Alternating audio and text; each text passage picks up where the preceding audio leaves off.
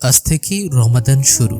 রেডিওতে রমাদানের আগমন বার্তা শুনে আহমদ অনেক খুশি হয়ে গেল। আনন্দাশ্রুতে সিক্ত হয়ে উঠল তার চোখজোড়া। দীর্ঘ প্রতীক্ষিত প্রিয় মাসের আগমন ধ্বনি শুনে তার হৃদয় যেন মুক্ত বিহঙ্গের মতো উঠছিল। সে তখন দোয়া করছিল।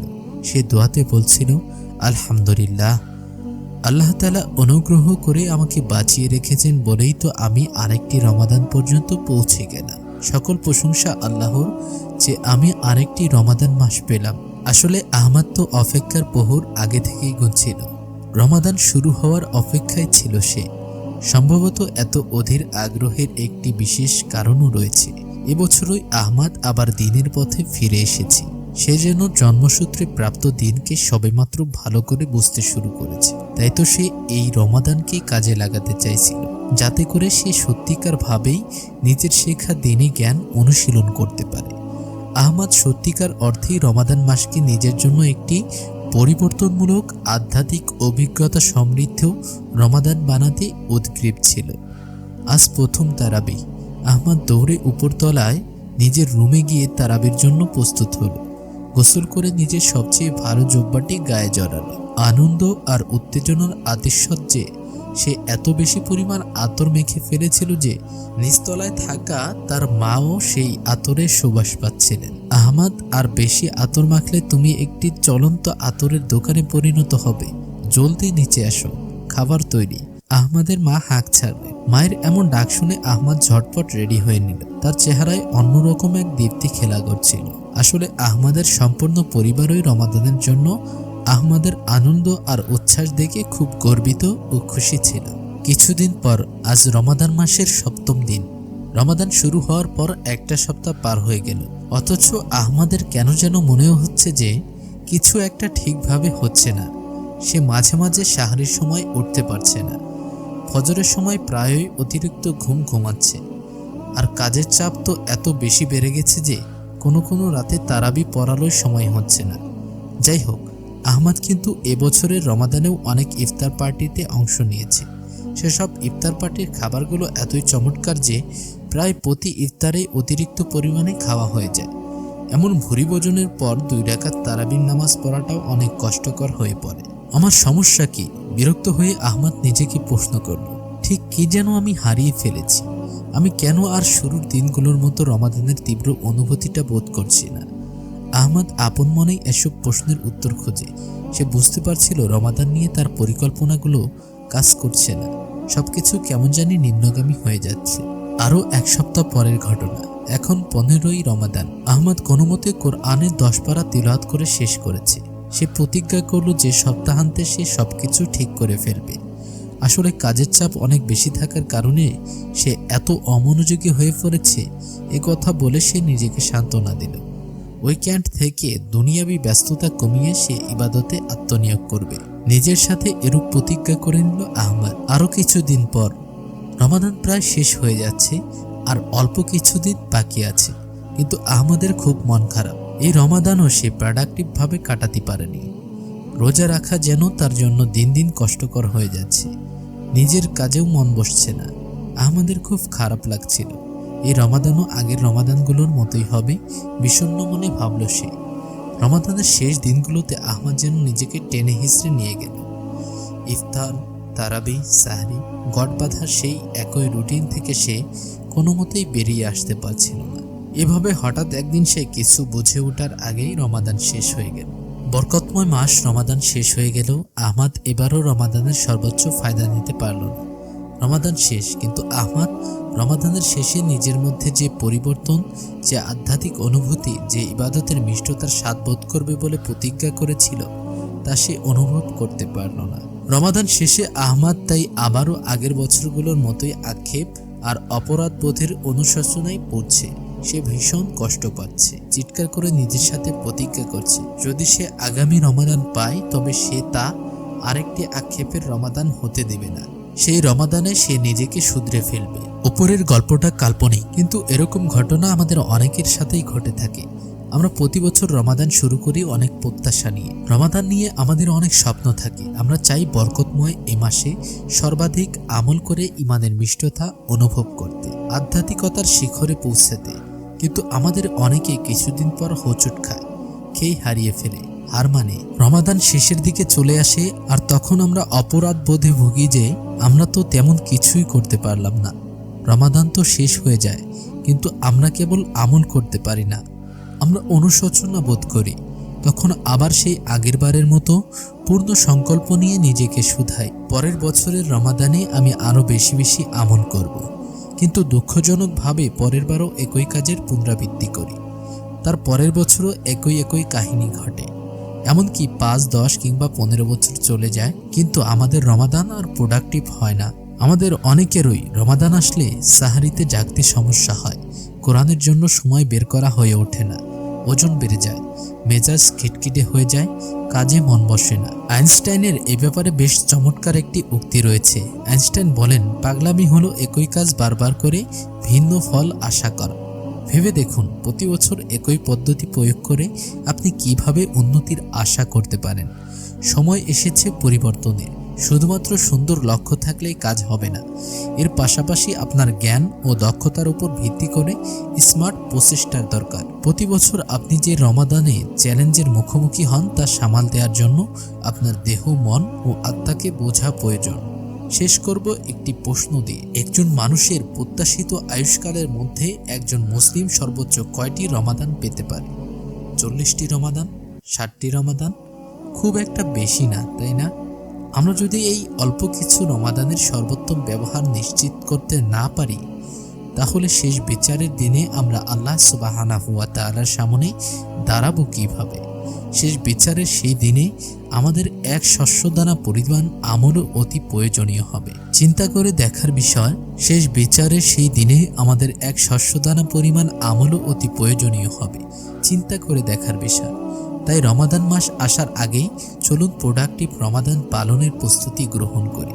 আসুন পরিকল্পনা করে ফেলি কিভাবে এই মাসকে আরও প্রোডাক্টিভভাবে কাজে লাগানো যায়। এই লক্ষ্যপানে পৌঁছাতে যেসব বাধা বা চ্যালেঞ্জ আসবে তা মোকাবেলা করার উপায়ও আগে থেকেই সম্ভবত রাখতে হবে। রমাদানের প্রস্তুতি। যে কোনো প্রচেষ্টায় সফলতার জন্য প্রায়ই লোকজনকে বারবার আউড়ে যাওয়া কিছু উপদেশ দেওয়া হয়ে থাকে। হোক সেটা ধর্মীয় কিংবা অন্য কোনো পথের প্রচেষ্টা, উপদেশগুলো একই থাকে। এর কমই একটা উপদেশ হলো আগে ভাগে প্রস্তুতি গ্রহণ করা। মুসাফির তার যাত্রার জন্য প্রস্তুত হয়, ছাত্রছাত্রীরা তাদের পরীক্ষার জন্য প্রস্তুতি গ্রহণ করে, কাজের চাহিদা মেটাতে চাকরিজীবীরাও লাগাতার নানা প্রফেশনাল কোর্স করে থাকেন। অর্থাৎ কোনো কাজে সফল হওয়ার জন্য ভালো প্রস্তুতির প্রয়োজনীয়তা অনস্বীকার্য। রমাদান মাস যেন আমাদের দরজায় কড়া নাড়ছে। এই তো অল্প কিছুদিন পরেই রমাদান। এক্ষেত্রেও অতি অবশ্যই সে মূলনীতির কোনো ব্যতিক্রম হবে না, যেখানে বলা হচ্ছে যে প্রস্তুতি হচ্ছে সাফল্যের চাবিকাঠি। প্রতি বছরই রমাদানকে ঘিরে নেওয়া হয় হরেক রকম প্রস্তুতি। এর মধ্যে থেকে 3টার কথা বলা হয়। 1. রমাদানকে ঘিরে আল্লাহ আজ্জা ওয়া জাল্লার প্রস্তুতি। 2. দুনিয়াদারদের রমাদান কেন্দ্রিক প্রস্তুতি। 3. ইমানদারদের রমাদান কেন্দ্রিক প্রস্তুতি। রমাদানকে ঘিরে আল্লাহ আজ্জা ওয়া জাল্লার প্রস্তুতি। 5টি উপায়ে আল্লাহ সুবহানাহু ওয়া তাআলা আমাদের জন্য রমাদানকে প্রস্তুত করেন। আল্লাহ সুবহানাহু ওয়া তাআলা ইসলামের এই মাসটাকে এত বেশি পুরস্কার আর সুযোগ দিয়ে ভরিয়ে রেখেছেন যে আর কোনো মাসকে তেমনটা রাখেননি। 1. আল্লাহ এটিকে করেছেন সামান্য কয়েক দিনের ব্যাপার। আল্লাহ সুবহানাহু ওয়া তাআলা বলেন, আইয়ামাম মা'দুদাত, সীমিত কয়েকটা দিন মাত্র। এটা আল্লাহ আজ্জা ওয়া জাল্লার পক্ষ থেকে আমাদের উপর অসীম অপার অনুগ্রহ যে মাত্র কয়েকটি লিমিটেড দিনের মধ্যেই তিনি আমাদেরকে আনলিমিটেড অফুরন্ত পুরস্কার দিতে চান। 2. ইনসানের সবচেয়ে ভয়ঙ্কর শত্রু শয়তানকে এ সময় রাখা হয় বন্দি দশায়। রমাদানে শয়তান শিকলবদ্ধ থাকে।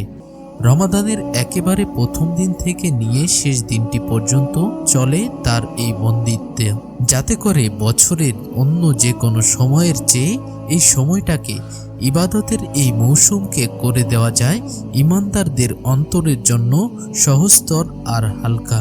রাসূলুল্লাহ সাল্লাল্লাহু আলাইহি ওয়াসাল্লাম বলেন, যখন রমাদানের প্রথম রাতটি আসে তখন শয়তান এবং বিদ্রোহী জিনদেরকে শিকলবন্দি করে ফেলা হয়। 3.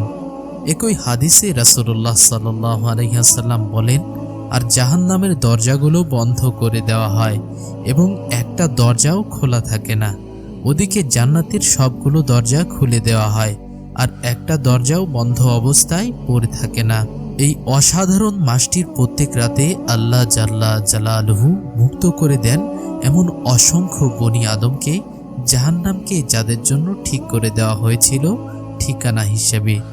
রাসূলুল্লাহ সাল্লাল্লাহু আলাইহি ওয়াসাল্লাম বলেন, আল্লাহ এই মাসের প্রতি রাতে অনেক লোককে জাহান্নাম থেকে মুক্তি দান করেন। ৫. আল্লাহ এই মাসে এমন ভরপুর একটা রাত রেখেছেন যে রাত আল্লাহর দাসত্বে কাটিয়ে দেওয়াটা 1000 মাস আল্লাহর দাসত্ব করার চেয়েও বেশি। 1000 মাস মানে হলো 83 বছর 4 মাস প্রায়, কিন্তু সেই রাতটায় আমাদের জন্য অপেক্ষা করছে 1000টা মাসের চেয়েও বেশি পুরস্কারের হাতছানি। রাসূলুল্লাহ সাল্লাল্লাহু আলাইহি ওয়াসাল্লাম বলেন, রমাদানে এমন একটি রাত রয়েছে যে রাত 1000 মাসের চেয়ে উত্তম, এবং যে এই রাতের ফজিলত থেকে বঞ্চিত হলো সে যেন সবকিছু থেকেই বঞ্চিত হলো। এটা হলো আল্লাহ রাব্বুল আলামিনের অসংখ্য প্রস্তুতির মধ্যে হাতে গোনা কয়েকটা মাত্র। কেন আল্লাহর এই বিরাট প্রস্তুতি? কারণ যারা চায় জান্নাতের উচ্চ শিখরে পৌঁছাতে, যারা চায় এর সুবিশাল বাগানগুলোতে ঘুরে বেড়াতে, যারা চায় জান্নাতের সবচেয়ে মূল্যবান উপহারগুলো পেতে, এবং যারা চায় তাদের রব আল্লাহর কাছে একেবারে কাছে একটা ঘরের মালিক হতে, সেই তাদের জন্য আল্লাহ আজ্জা ওয়া জাল্লা এই মাসকে বানাতে চান একটা পারফেক্ট ওপেনিং, এক শুভ সূচনা, দুনিয়াদারদের রমাদান কেন্দ্রিক প্রস্তুতি। আমাদের মধ্যে এমন অনেকে আছে যারা ইহসানের বদলা ইহসান দিয়ে দিতে চায় না। এরাই হচ্ছে দুনিয়াদার লোকজন, যারা দুনিয়াতেই ঘরবাড়ি বানানোকে তাদের জীবনের মুখ্য উদ্দেশ্য বানিয়ে নিয়েছে। তারা কিভাবে রমাদানের জন্য প্রস্তুত হয়? এমন একভাবে তারা তাদের প্রস্তুতি সম্পন্ন করে যার মাধ্যমে রমাদানের উপহারের পুরোটুকু না হলেও অধিকাংশই তারা স্রেফ হারিয়ে বসে। দুনিয়াদার লোকেরাও রমাদানের প্রস্তুতি নেয় 5 ভাবে। 1. এদের দৃষ্টি নিবদ্ধ থাকে ফ্রিজের ভেতর খাবার স্তূপ করে রাখার মধ্যে, যেন তারা মান্থ অফ ফাস্টিং, সাওমের মাস পালনের পরিবর্তে মান্থ অফ ফিস্টিং, ভোজনের মাস উদযাপন করতে যাচ্ছে। আমরা কাফিরদের বলে থাকি এই মাস আমাদের ডায়েট ঠিক রাখতে, পরিমিত খাবার দাবার গ্রহণ করতে আর আল্লাহ আমাদের যা দিয়েছেন তার প্রতি কৃতজ্ঞ থাকতেও সাহায্য করে। আর যখন এই কথাগুলো সত্য, তখন আমাদের খাবারের জন্য বেহিসাব প্রস্তুতি, যার ফল দ্বারায় ধারাবাহিক ওজন বৃদ্ধি আর খাবারের ভয়াবহ অপচয়, আমাদের কথার সাথে এগুলো পুরোপুরি সাংঘর্ষিক হয়ে যায়। এছাড়াও আমাদের অতিরিক্ত চাহিদা আমাদের স্ত্রীদের সময়কে নষ্ট করে ফেলে। বেশিরভাগ ক্ষেত্রেই তারা অন্তহীন সময় ধরে নানা পদের খাবার তৈরিতে তাদের সময় ব্যয় করেন, যখন কিনা তাদের উচিত ছিল প্রভুর ইবাদতে বেশি সময় ব্যয় করা। খেয়াল করে দেখুন রমাদানে আপনি কিভাবে খানাপিনা করেন। রাসূলুল্লাহ সাল্লাল্লাহু আলাইহি ওয়াসাল্লাম বলেন, দুনিয়াতে যাদের পেটগুলো পরিপূর্ণ থাকবে, কিয়ামতের দিনে তারা সবচেয়ে বেশি ক্ষুধার্ত থাকবে। এই হাদিস শোনার পর এর বর্ণনাকারী আবু জুহাইফা রাদিয়াল্লাহু আনহু তার ইন্তেকালের দিন পর্যন্ত আর কখনো পেট ভরে খাওয়া দাওয়া করেননি। ইমাম আহমদ রহিমাহুল্লাহকে জিজ্ঞেস করা হয়েছিল, পেট মোটা কোনো মানুষের কি অন্তর নরম হতে পারে? ইমাম আহমদ জবাব দিয়েছিলেন, আমি এটা বিশ্বাস করি না। 2. রমাদান যত ঘনিয়ে আসে দুনিয়াদারদের চেহারার নাখুশি আর বিরক্তির চিহ্নগুলো স্পষ্ট হয়ে ওঠে। তাদের মুখের হাবভাব আর কথাবার্তা থেকেই এটা স্পষ্ট হয়ে যায়। আল্লাহ আমাদের সবাইকে খুব ভালো করে জানেন। রমাদানে এমন কিছু মানুষ সিয়াম পালন করে যাদের সিয়াম পালনের একমাত্র কারণ হলো তাদের আশেপাশের লোকজনের সিয়াম পালন করা। তারা অধীর হয়ে অপেক্ষা করে যে কখন রমাদান মাস শেষ হবে। এ ধরনের লোকেরা এই ভয় করে না যে কিয়ামতের দিন আল্লাহ তাকে বলবেন, তোমার উপবাস থাকার কোনো দরকার আমার নেই, তুমি আমার ইবাদতকে ঘৃণা করতে এবং তাই আজকের দিনে আমার সাথে তোমার কোনো সম্পর্ক নেই। এই যে রমাদানের প্রতি এই বিতৃষ্ণা অথবা ইসলামের যে কোনো বিষয়ের প্রতি ঘৃণা, এসব একজন মানুষের আখিরাতকে হুমকির মুখে ফেলে দেয়। আল্লাহ এই ধরনের লোকদের সম্পর্কে বলেছেন, যালিকা বিআন্নাহুম কারিহু মা আনজালাল্লাহু ফাআহবাতা আ'মালাহুম। এটা এজন্যই যে আল্লাহ যা নাজিল করেছেন তারা তা অপছন্দ করেছে, কাজেই তিনি তাদের আমলসমূহ নিষ্ফল করে দিয়েছেন। ৩. রমাদানের জন্য প্রস্তুত হতে গিয়ে তারা অধীনস্থদের কর্মঘণ্টাকে নিয়ন্ত্রণ করে। এটা এজন্য করে না যে যাতে করে তাদের অধীনস্থরা ইবাদত আর কোরআন তেলাওয়াতের জন্য সময় পায়। এই কাজটা তারা করে সাওম পালনের সময় তাদের ঘুমানোর সুযোগকে সর্বোচ্চ পরিমাণে বাড়িয়ে তোলার জন্য। আগে থেকেই তারা ঠিক করে রাখে যে না খেয়ে থাকার সময়টুকু তারা কোন কোন টিভি সিরিজ দেখে কাটাবে। রমাদানের জন্য ব্যতিক্রম হিসেবে তারা 90 মিনিটের ফুটবল ম্যাচ পুরোটুকু দেখে, শুধু হাইলাইটস দেখে সন্তুষ্ট থাকে না। তাদের কাছে সময় নষ্ট করাটাই সবচেয়ে জরুরি। এর চেয়েও খারাপ কাজ করে সেই মানুষগুলো যারা ইফতারের পরে এমন লোকদের সাথে মেশে বা এমন জায়গায় যায় যাদের সাথে থাকলে বা যেসব জায়গায় গেলে আল্লাহর অবাধ্যতা হয়, আর এর মাধ্যমে সাওম পালনের মাধ্যমে যেটুকু সওয়াব তারা অর্জন করেছিল সেটুকু একেবারে খুইয়ে বসে। ৫. দুনিয়াদার লোকেরা এমন সব মসজিদ খুঁজে নেয় যেগুলোতে সবচেয়ে সংক্ষিপ্ত আকারে তারাবির সালাত আদায় করা হয়। তাদের এমন করার কারণ এজন্য না যে পরের দিন তাদেরকে সকাল সকাল উঠে কাজে যেতে হবে, বরং সালাত তাদের কাছে বোঝার মতো মনে হয়। এটা বিস্ময়কর কিছু নয়, কারণ স্বয়ং আল্লাহ সুবহানাহু ওয়া তাআলা বলেছেন, ওয়া ইন্নাহা লাকাবীরাতুন ইল্লা আলাল খাশিঈন, আর নিশ্চয়ই বিনয়ীরা ছাড়া তা অন্যদের উপর কঠিন। এভাবেই দুনিয়াদাররা রমাদানের প্রস্তুতি নেয়। সুবহানাল্লাহ, আল্লাহ কিভাবে তাদের সাথে আচরণ করেন আর তারা কিভাবে আল্লাহর সাথে আচরণ করে, এই দুইয়ের মধ্যে তুলনা করে দেখুন। আল্লাহ তাদের ডাকেন আর তারা সেই ডাক থেকে পালিয়ে যায়। আল্লাহ একটার পর একটা সুযোগের দরজা তাদের জন্য উন্মুক্ত করে দেন আর তারা সেটাকে দরাম করে বন্ধ করে দেয়। তারা তাদের রবের সাথে এমন আচরণ করে যেন আল্লাহর তাদেরকে দরকার আর তাদের আল্লাহকে কোনো দরকার নেই। নাউজুবিল্লাহি মিন যালিক। ইমানদারদের রমাদান প্রস্তুতি। ইমানদারদের রমাদান প্রস্তুতি একেবারেই আলাদা। তাদের তো স্লোগান হয়, ও রমাদান জলদি চলে এসো তুমি। আমাদের গুনাহগুলো তো বড় বেশি ভারী আর অন্তরগুলো তো বড়ই দুর্বল। যেহেতু তারা জীবনকে আখিরাতের লেন্স দিয়ে দেখে, তাই তাদের প্রস্তুতি হয় উপরের লোকগুলো থেকে পুরো বিপরীত মেরু। তাহলে কিভাবে তারা প্রস্তুতি নেয়?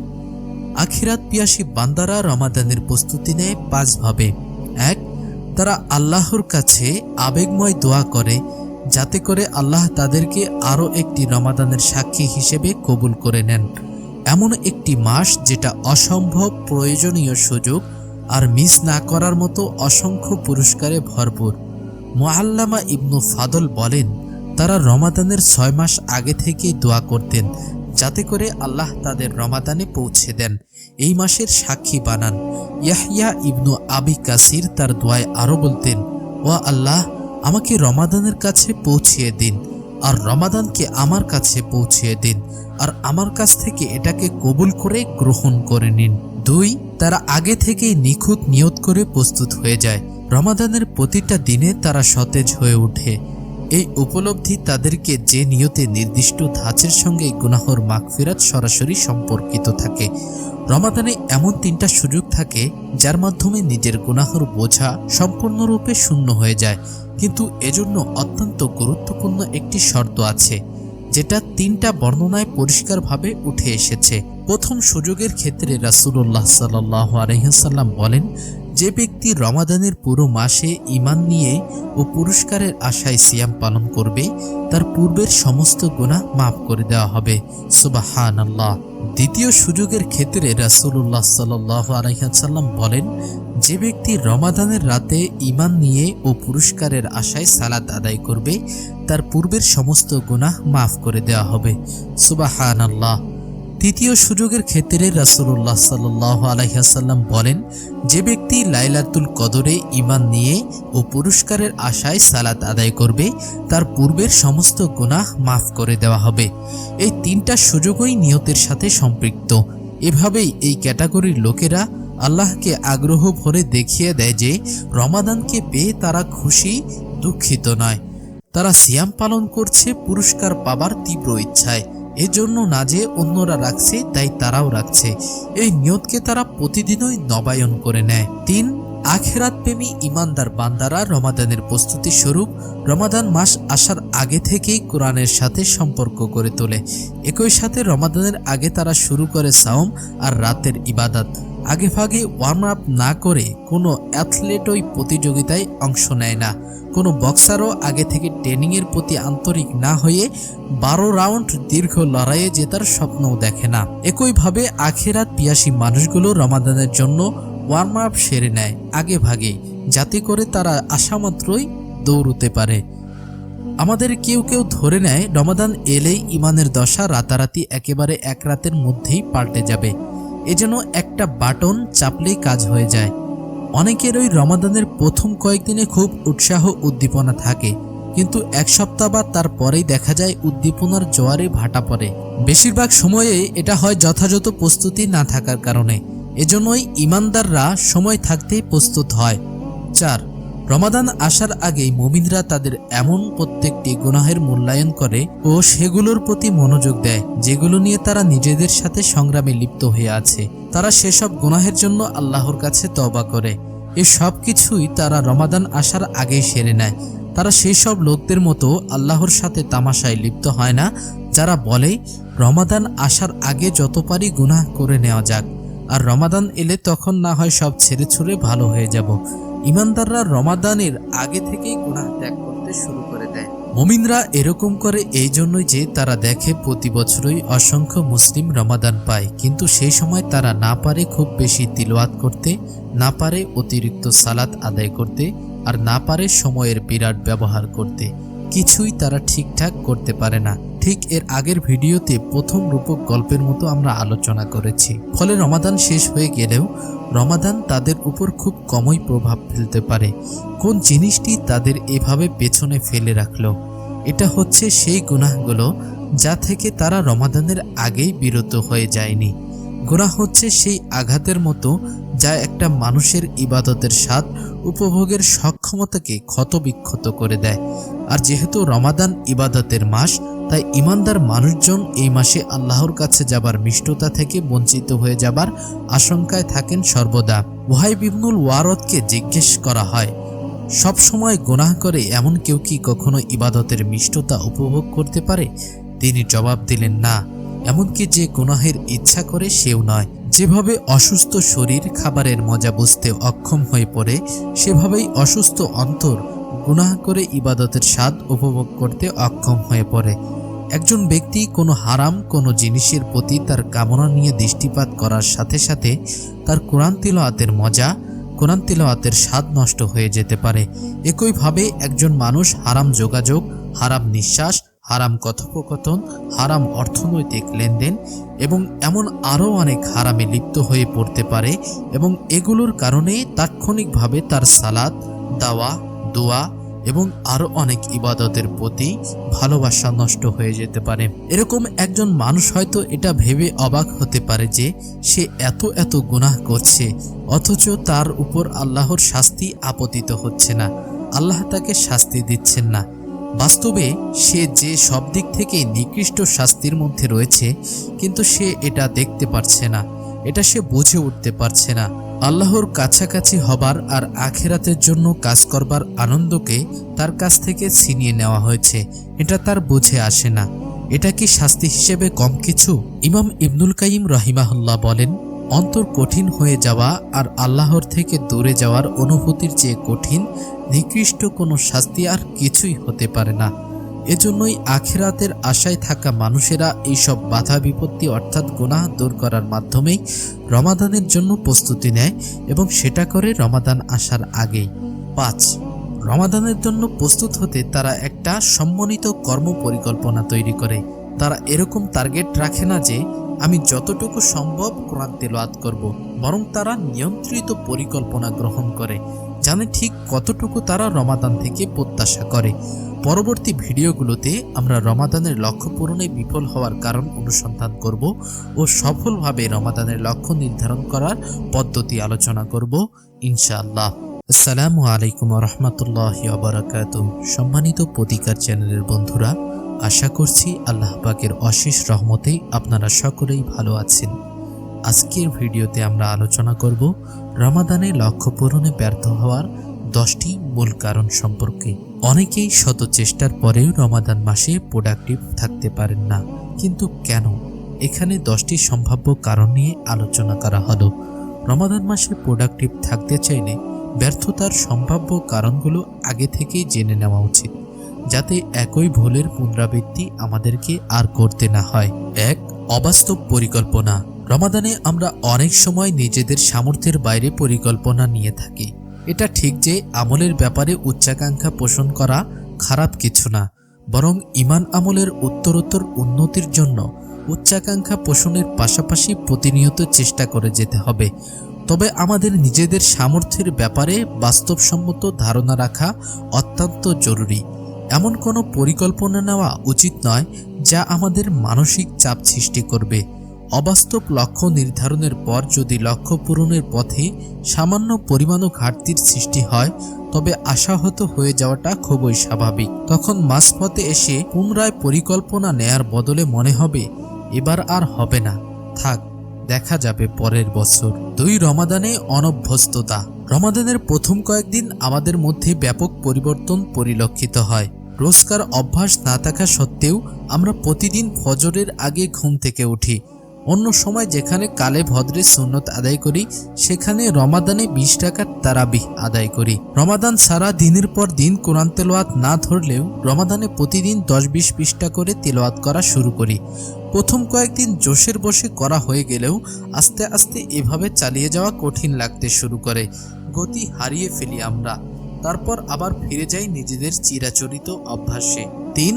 দৃঢ়তার অভাব। রমাদানের মাঝামাঝি পৌঁছার পরই আমাদের সংকল্পের টালমাটাল দশা দৃশ্যমান হতে শুরু করে। ফজরের পর আর 10 পৃষ্ঠা করে কোরআন তেলাওয়াত করা হয়ে ওঠে না। তারাবি পড়তে আলসেমি লাগতে শুরু করে। তাহাজ্জুদের পরিবর্তে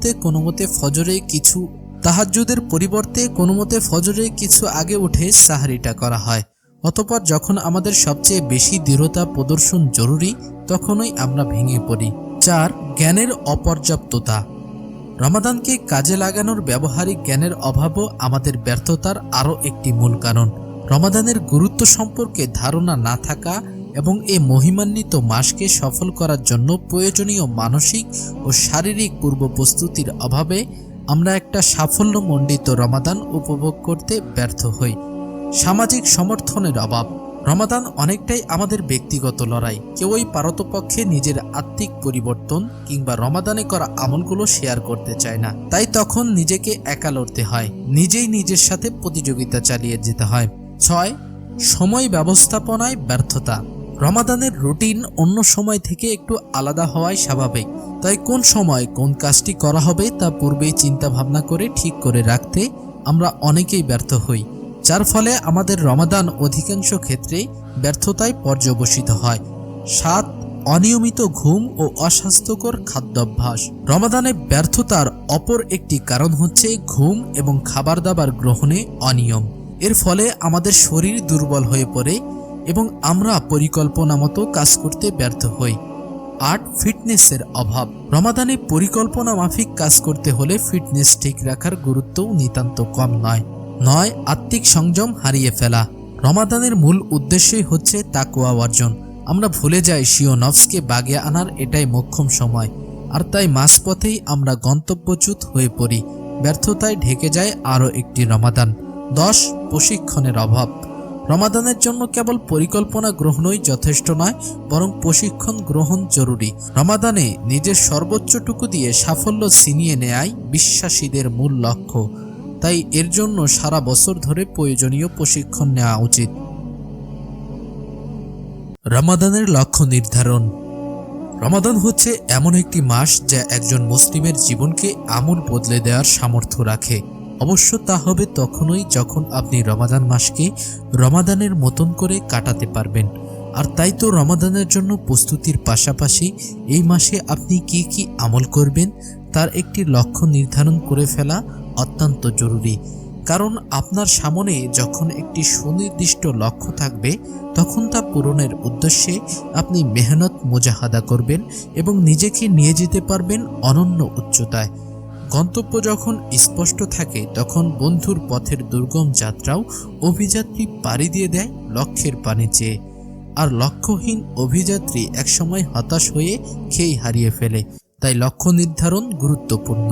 কেন লক্ষ্য নির্ধারণ করব? আচ্ছা, রমাদানে লক্ষ্য নির্ধারণ করব নাই বা কেন? রমাদানে যে এত এত সওয়াবের হাতছানি আমাদের সামনে, তার কি হিসাব আছে? নবীজি সাল্লাল্লাহু আলাইহি ওয়াসাল্লাম বলেন, যে ব্যক্তি আল্লাহর নৈকট্য লাভের উদ্দেশ্যে এই মাসে একটি নফল আমল করবে, সে ওই ব্যক্তির সমান সওয়াব লাভ করবে যে অন্য মাসে একটি ফরজ আদায় করল।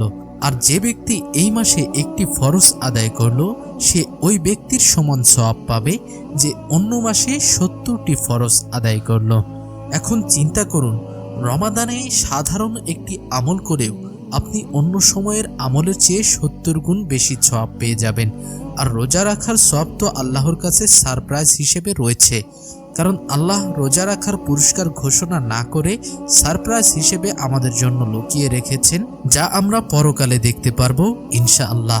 হাদিসে কুদসিতে এসেছে, আল্লাহ পাক বলেন, বান্দার সকল নেক আমলের সওয়াব দানের জন্য একটি নিয়ম বা স্কেল থাকে। প্রত্যেক নেক আমলের সওয়াব সেই অনুসারে দেওয়া হয় 10 গুণ থেকে 27 গুণ পর্যন্ত। কিন্তু রোজার বিষয়টি সাধারণ স্কেল ও নীতির ঊর্ধ্বে। বান্দা আমার জন্যই খাদ্য ও পানীয় বিসর্জন দিয়েছে, কামক্রিয়া বর্জন করেছে, সুতরাং সরাসরি আমি নিজে তাকে বিশেষ আজর ও সওয়াব দান করব। সুবহানাল্লাহ। উপরের হাদিসে কুদসি থেকে লক্ষণীয় দুটি বিষয়। প্রত্যেক নেক আমলের সওয়াব 10 গুণ থেকে 27 গুণ পর্যন্ত হয়ে থাকে। 2, রোজার পুরস্কার আল্লাহ নিজে দেবেন। ইখলাস ও খুশুর উপর ভিত্তি করে আপনার ইবাদতের সওয়াব 27 গুণ পর্যন্ত হয়ে যাওয়া অসম্ভব নয়। আর রমাদানে এই সম্ভাবনা আরও বেশি, কারণ শয়তানকে এ মাসে শিকলবদ্ধ করে রাখা হয়। রাসূলুল্লাহ সাল্লাল্লাহু আলাইহি ওয়াসাল্লাম বলেন, যখন রমাদান মাস আসে, আসমানের দরজাগুলো খুলে দেওয়া হয় এবং জাহান্নামের দরজাগুলো বন্ধ করে দেওয়া হয়, আর শয়তানকে শৃঙ্খলিত করা হয়। আরেকটি হাদিসে এসেছে, জামাতের সঙ্গে নামাজ আদায়কারী একাকী নামাজ পড়া অপেক্ষা 27 গুণ বেশি মর্যাদার অধিকারী। এখন রমাদানে 3 রাকাত মাগরিবের সালাত জামাতের সাথে পড়লে কয় গুণ সওয়াব হবে হিসাব করে দেখি। 3 রাকাত নামাজ জামাতে পড়লে তা একাকী নামাজ পড়া অপেক্ষা 27 গুণ বেশি মর্যাদা পাবে। যেহেতু রমাদানের ফরজ নামাজ, তাই অন্য সময়ের ফরজ নামাজ অপেক্ষা 70 গুণ বেশি সওয়াব নিয়ে আসবে। আর রমাদানে যেহেতু খুশু অর্জন করা অপেক্ষাকৃত সহজ, তাই 700 গুণ সওয়াব বোনাস পাওয়ার ব্যাপারটিও ভুলে যাবেন না। তাহলে রমাদানে 3 রাকাত নামাজ পড়ে আপনি পেতে পারেন 70 × 700 × 27 ইকুয়াল 13,23,000, অর্থাৎ 13 লক্ষেরও অধিক পরিমাণ সওয়াব আপনি শুধুমাত্র রমাদানে 3 রাকাত মাগরিবের নামাজ জামাতের সাথে পড়েই পেয়ে যেতে পারেন। আর উদাহরণ দিতে যাচ্ছি না। আশা করি বুঝতে পেরেছেন কেন রমাদানের জন্য লক্ষ্য নির্ধারণ করব। আল্লাহর রাসূলের সাহাবীগণ রমাদানের জন্য 6 মাস প্রস্তুতি নিতেন, আর রমাদানের পরের 6 মাস এর সুফল ভোগ করতেন। তাদের সমগ্র বছরই থাকত রমাদান কেন্দ্রিক। আমাদেরও রমাদানের জন্য প্রাক প্রস্তুতি নিয়ে রাখতে হবে। ভিডিওর এ পর্যায়ে আমরা আলোচনা করব 3P নিয়ে। চলুন জেনে নেওয়া যাক 3P কি। শুধু রমাদানের লক্ষ্য নির্ধারণ করা যথেষ্ট নয়, সেই লক্ষ্য বাস্তবায়নের জন্য কাজে নেমে পড়তে হবে।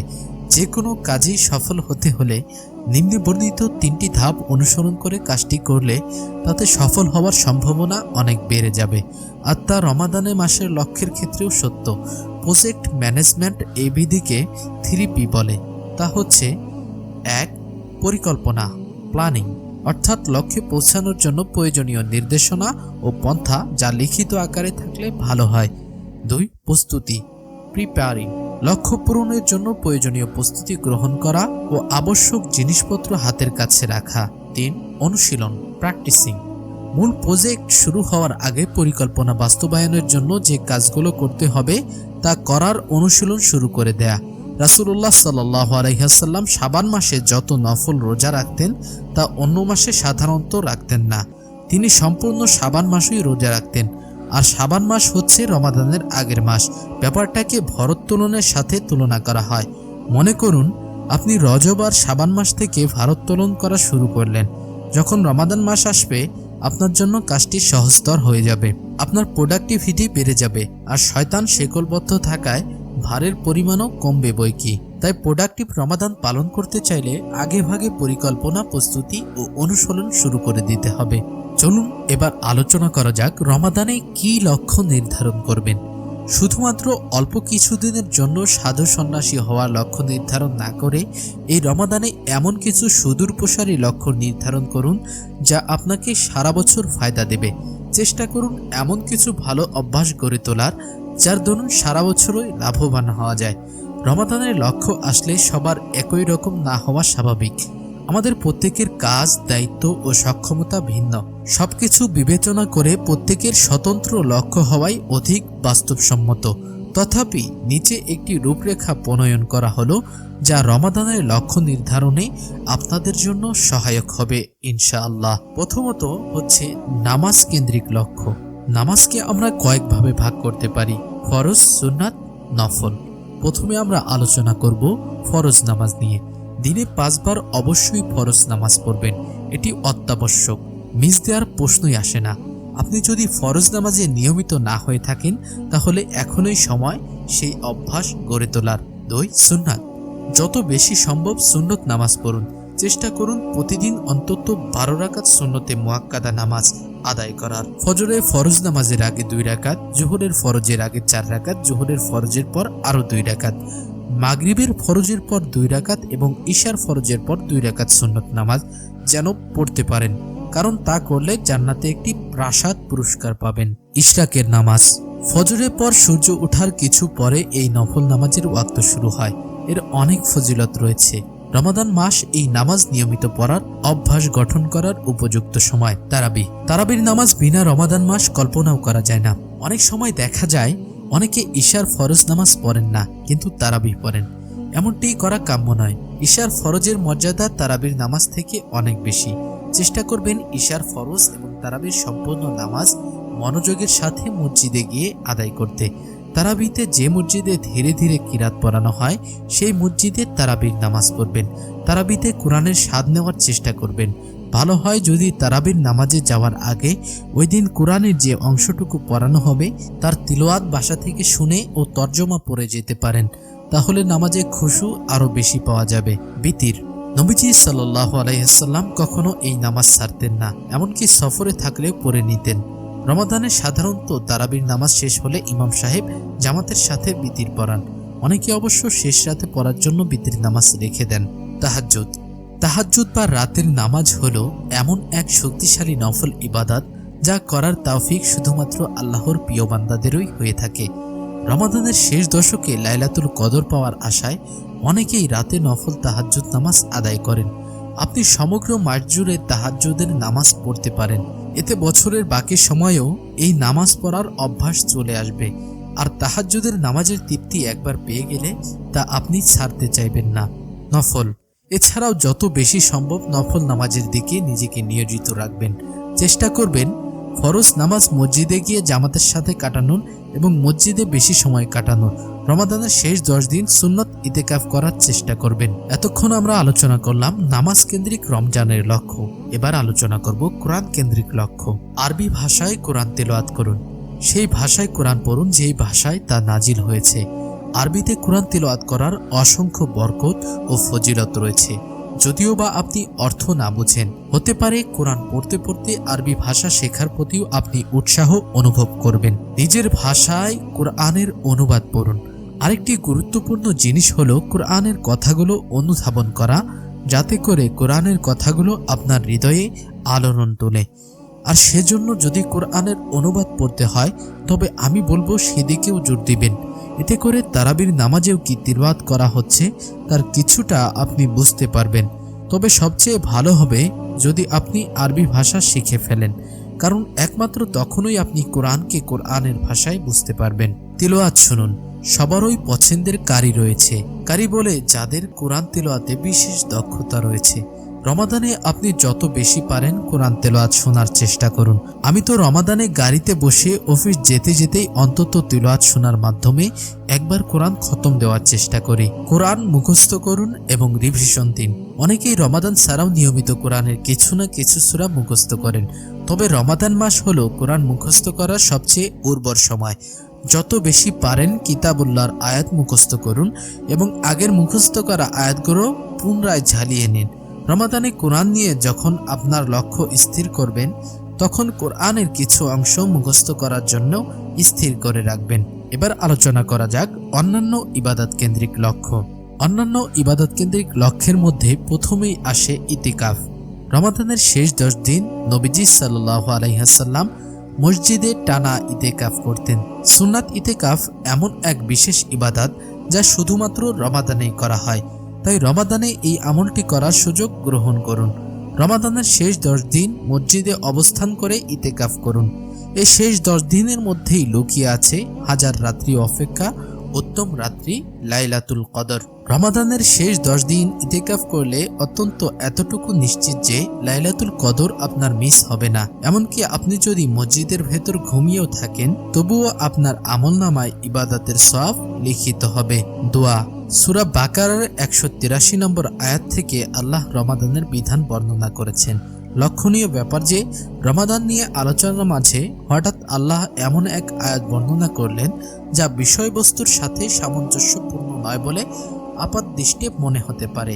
আল্লাহ বলেন, ওয়াইদা সাআলাকা ইবাদি আন্নী ফাইন্নী করিব উজিবু দাওয়াতাদ দাঈ ইদা দাআন ফালইস্তাজিবু লি ওয়াল ইউমিনু বি লাআল্লাহুম ইয়ারশুদুন।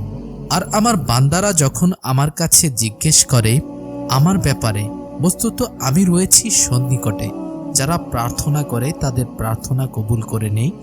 যখন আমার কাছে প্রার্থনা করে, কাজেই আমার হুকুম মান্য করা এবং আমার প্রতি নিঃসংশয়ে বিশ্বাস করা তাদের একান্ত কর্তব্য, যাতে তারা সৎ পথে আসতে পারে। এই আয়াতে দোয়ার কথা বলা হয়েছে, অথচ এই আয়াতের আগের ও পরের আয়াতে ধারাবাহিকভাবে রমাদান নিয়ে আলোচনা এসেছে। এ থেকে রমাদানের সাথে দোয়ার সম্পর্ক অনুধাবন করা যায়। রমাদান হলো দোয়ার মাস, দোয়া কবুলের মাস। এ মাসে দোয়া কবুলের জন্য অনেক সুবর্ণ সময় রয়েছে। সাহরির সময় শেষ রাতে, ইফতারের সময়, ফরজ নামাজের আজান ও ইকামতের মধ্যবর্তী সময়, দোয়া কবুলের বিশেষ কিছু সময়। তাই রমাদানে নিয়মিত করবেন এমন কিছু মাসনুন দোয়া শর্টলিস্ট করে নিন এবং নিয়মিত প্রতিদিন দোয়া করুন। রমাদানে আপনি প্রতিদিন ন্যূনতম কিছু সময় দোয়া করার চেষ্টা করবেন। প্রিয় মাসনুন দোয়াগুলো মুখস্থ করে নেওয়ার পরিকল্পনা করে নিতে পারেন। বর্তমানে অনেক ভালো ভালো দোয়া সংকলনের নির্ভরযোগ্য বই বাজারে পাওয়া যায়। আপনি যে কোনো একটি বই কিনে গুরুত্বপূর্ণ দোয়াগুলো দাগিয়ে রাখতে পারেন, অর্থসহ পড়তে পারেন এবং মুখস্থ করতে পারেন। মাসনুন দোয়ার অনুবাদ পড়া আমার অত্যন্ত প্রিয় একটি কাজ। নবীজি সাল্লাল্লাহু আলাইহি ওয়াসাল্লামের দোয়ার ভাষা পড়লে আল্লাহর সাথে তার সম্পর্কের গভীরতা অনুভব করা যায় ও ঈমান মজবুত হয়। এছাড়া আপনি আল্লাহর কাছে নিজের জন্য যেসব হালাল জিনিস চান তার লিস্ট বানিয়ে নিতে পারেন।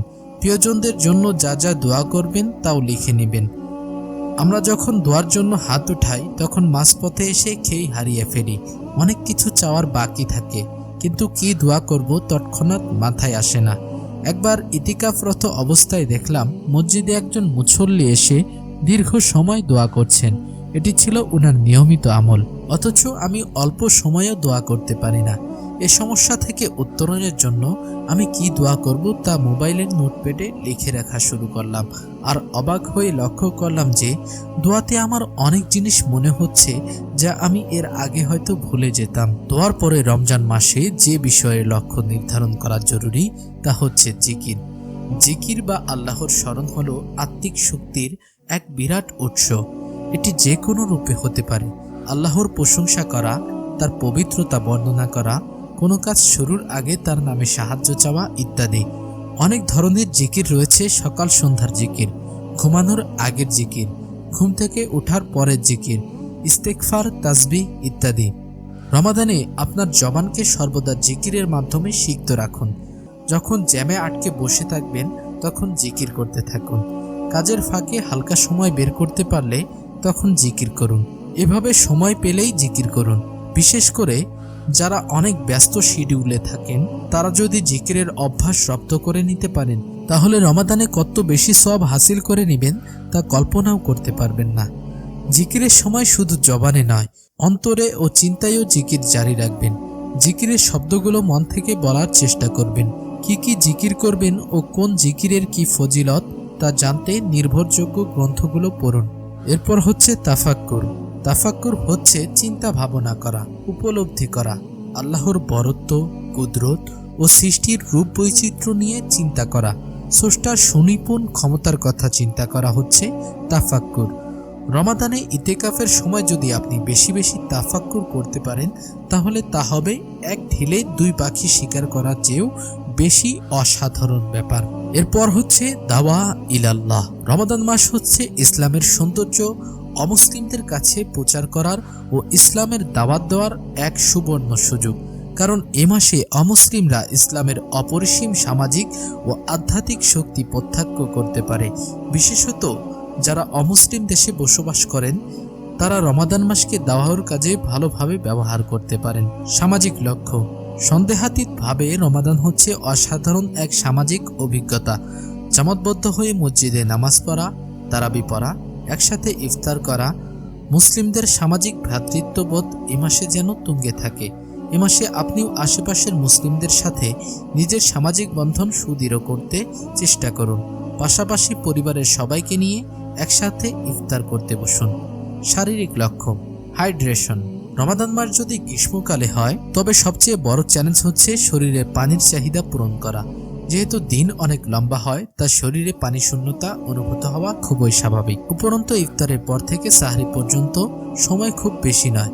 দেখা যায় অনেকেই সারাদিন এত বেশি ক্ষুধার্ত থাকেন যে ইফতারে গলা পর্যন্ত খাওয়া দাওয়া করেন, এরপর আর পানি খাওয়ার মতো জায়গা অবশিষ্ট থাকে না। ফলশ্রুতিতে পরের দিন তারা অনেক বেশি পানি শূন্যতায় ভোগেন, তৃষ্ণার্ত অনুভব করেন। রমাদানে প্রতিদিন কতটুকু পানি পান করবেন তার একটা লক্ষ্য নির্ধারণ করে নিন। লক্ষ্য পূরণের জন্য রাতে যেখানেই যান না কেন, সাথে এক বোতল পানি রাখবেন। আমি সাধারণত ইফতারে খুব বেশি পানি খাই না, কারণ ইফতারে অধিক পানি পান করলে আমার তারাবিতে ঘুম চলে আসে। আমি তারাবিতে যাওয়ার সময় এক বোতল পানি নিয়ে যাই এবং কিছুক্ষণ পরপর পান করি। এভাবে সাহরির সময় পর্যন্ত নিয়মিত বিরতিতে পানি পান করি। বিশ্রাম। দীর্ঘ সিয়াম আপনাকে ক্লান্ত ও পরিশ্রান্ত করে দিতে পারে, বিশেষ করে আপনি যদি পানি শূন্যতায় ভোগেন। রমাদানে প্রতিদিন কত ঘন্টা বিশ্রাম করবেন সেই টার্গেটও নির্ধারণ করে রাখুন। দিনরাত মিলিয়ে প্রতিদিন কয় ঘন্টা ঘুমাবেন তা নির্দিষ্ট করুন। রাতে ঘুমাতে না পারলে দিনের সময় সুযোগ মতো হালকা ঘুমিয়ে নিতে পারেন। রমাদানে আপনার খাদ্যাভ্যাসের উপর নির্ভর করবে দিনভর আপনার শরীর কতটুকু শক্তিশালী থাকবে এবং আপনি কতটুকু প্রোডাক্টিভ থাকতে পারবেন। ইফতারে স্বাস্থ্যকর খাবার খাবেন, অতিরিক্ত পরিমাণে তৈলাক্ত খাবার খাবেন না। সহায়ক খাদ্য। রমাদানে দেহের জন্য প্রয়োজনীয় সকল ভিটামিনের যোগান দেয়া বেশ কঠিন ব্যাপার, তাই পুষ্টি চাহিদা পূরণ করতে ডাক্তারের সাথে পরামর্শ করে ভিটামিন সাপ্লিমেন্টেশন খাওয়া যেতে পারে। আমি রমাদানে এনার্জি বুস্টার হিসেবে তাজা ফলের জুস খেতে পছন্দ করি। এটি আপনাকে অল্প সময়ে অনেক পুষ্টি ও শক্তির যোগান দেবে। ফিটনেস। রমাদানে রাতে অতিরিক্ত খাদ্য গ্রহণের কারণে অনেকের ওজন বেড়ে যায়। অনেক মুসলিমই দিনে চলাফেরা কমিয়ে দেন, ফলে ফিটনেসের প্রভাব পড়ে। রমাদানেও ব্যায়াম করা চালিয়ে যাওয়া উচিত। প্রতিদিন ব্যায়ামের জন্য একটি নির্দিষ্ট সময় নির্ধারণ করে অল্প হলেও কিছু পরিমাণ সময় ব্যায়াম করা উচিত। এটি দেহ ও মনের জন্য উপকারী। অনেকে তারাবির পর ঘুমানোর আগে হালকা ব্যায়াম করেন, কেউ কেউ ফজরের পর হালকা ব্যায়াম করেন। আপনি আপনার পছন্দসই একটি সময় বেছে নিতে পারেন এবং ফিটনেসের ক্ষেত্রেও লক্ষ্য আগে থেকে ঠিক করে রাখতে পারেন। এবার আমরা আলোচনা করব সিয়াম কেন্দ্রিক লক্ষ্য। রমাদানে তো সবকটি রোজা রাখবেনই, এর আবার লক্ষ্য নির্ধারণের দরকার আছে নাকি? আপনি হয়তো এমনটি ভাবছেন। জেনে অবাক হবেন, রমাদানে আমরা যে রোজা রাখি তারও শ্রেণীবিন্যাস করা যেতে পারে। অনেকে রোজা রাখেন কিন্তু চোখের গুনাহ থেকে, মুখের গুনাহ থেকে বিরত থাকতে পারেন না। আবার এমন অনেকেও আছেন যে সিয়ামকালীন সমগ্র সময়টা ইবাদতে থাকেন। উভয়ের রোজা তো আর সমান না। ইমাম গাজালি রাহিমাহুল্লাহ সিয়ামকে 3 স্তরে ভাগ করেছেন। প্রথম স্তরের সিয়াম দিনের বেলা খাদ্য, পানীয় ও যৌন মিলন থেকে বিরত থাকা। দ্বিতীয় স্তরের সিয়াম, এটি প্রথম স্তর থেকে উন্নত স্তর। এই স্তরের সিয়াম পালনকারীরা খাদ্য, পানীয় ও যৌন মিলন থেকে বিরত থাকার পাশাপাশি সব ধরনের পাপ কাজ ও বদ আমল থেকে বিরত থাকেন। তৃতীয় স্তরের সিয়াম, এটি সর্বোচ্চ স্তর। এই স্তরের রোজাদার ব্যক্তি এমনকি খারাপ চিন্তা ভাবনা অন্তরে জাগ্রত হওয়া থেকেও নিজেকে হেফাজত করতে পারেন। তাই আপনিও লক্ষ্য নির্ধারণ করে নিন যে এবছর আপনার সিয়াম সাধনাগুলো কোন স্তরের হবে এবং সে লক্ষ্যে প্রচেষ্টা শুরু করুন। শুরুতে যদি তৃতীয় স্তরের মতো সিয়াম রাখতে না পারেন তাহলে চেষ্টা করুন অন্তত যেন দ্বিতীয় স্তরের সিয়াম পালন করতে পারেন। আপনার হাত, চোখ ও মুখ যেন পাপ কাজ থেকে বিরত থাকে। সবশেষ আমরা আলোচনা করব চরিত্র গঠনের লক্ষ্য শেষে। চরিত্র গঠনের লক্ষ্য পরিশেষে রমাদান মাস উত্তম আখলাক গঠন করার জন্য দারুণ এক সুযোগ। নিজের চরিত্র সুন্দর করার এত ভালো সুযোগ বছরের বাকি সময় হয়তো পাবেন না। উত্তম চারিত্রিক গুণাবলী যা আপনি অর্জন করতে চান তার একটি লক্ষ্য নির্ধারণ করে রাখুন এবং সে লক্ষ্যে কাজ করা শুরু করে দিন। তা হতে পারে সত্যবাদিতা, বিনয়, ধৈর্য, শুকর, দয়া, বিশ্বস্ততা, করুণাময়তা কিংবা অন্য কোনো উত্তম চারিত্রিক গুণাবলী যা আপনি নিজের মধ্যে দেখতে চান। রমাদানে অসুস্থকে দেখতে যাওয়ার কিংবা নিজের রাগ সংযত করার মতো লক্ষ্য নির্ধারণ করতে পারেন। চরিত্রকে বিকশিত করার জন্য অনেক সুন্দর সুন্দর বই বাজারে পাওয়া যায়, যেমন মুসলিম চরিত্র, আদাবুল মুফরাদ, আদর্শ মুসলিম ইত্যাদি।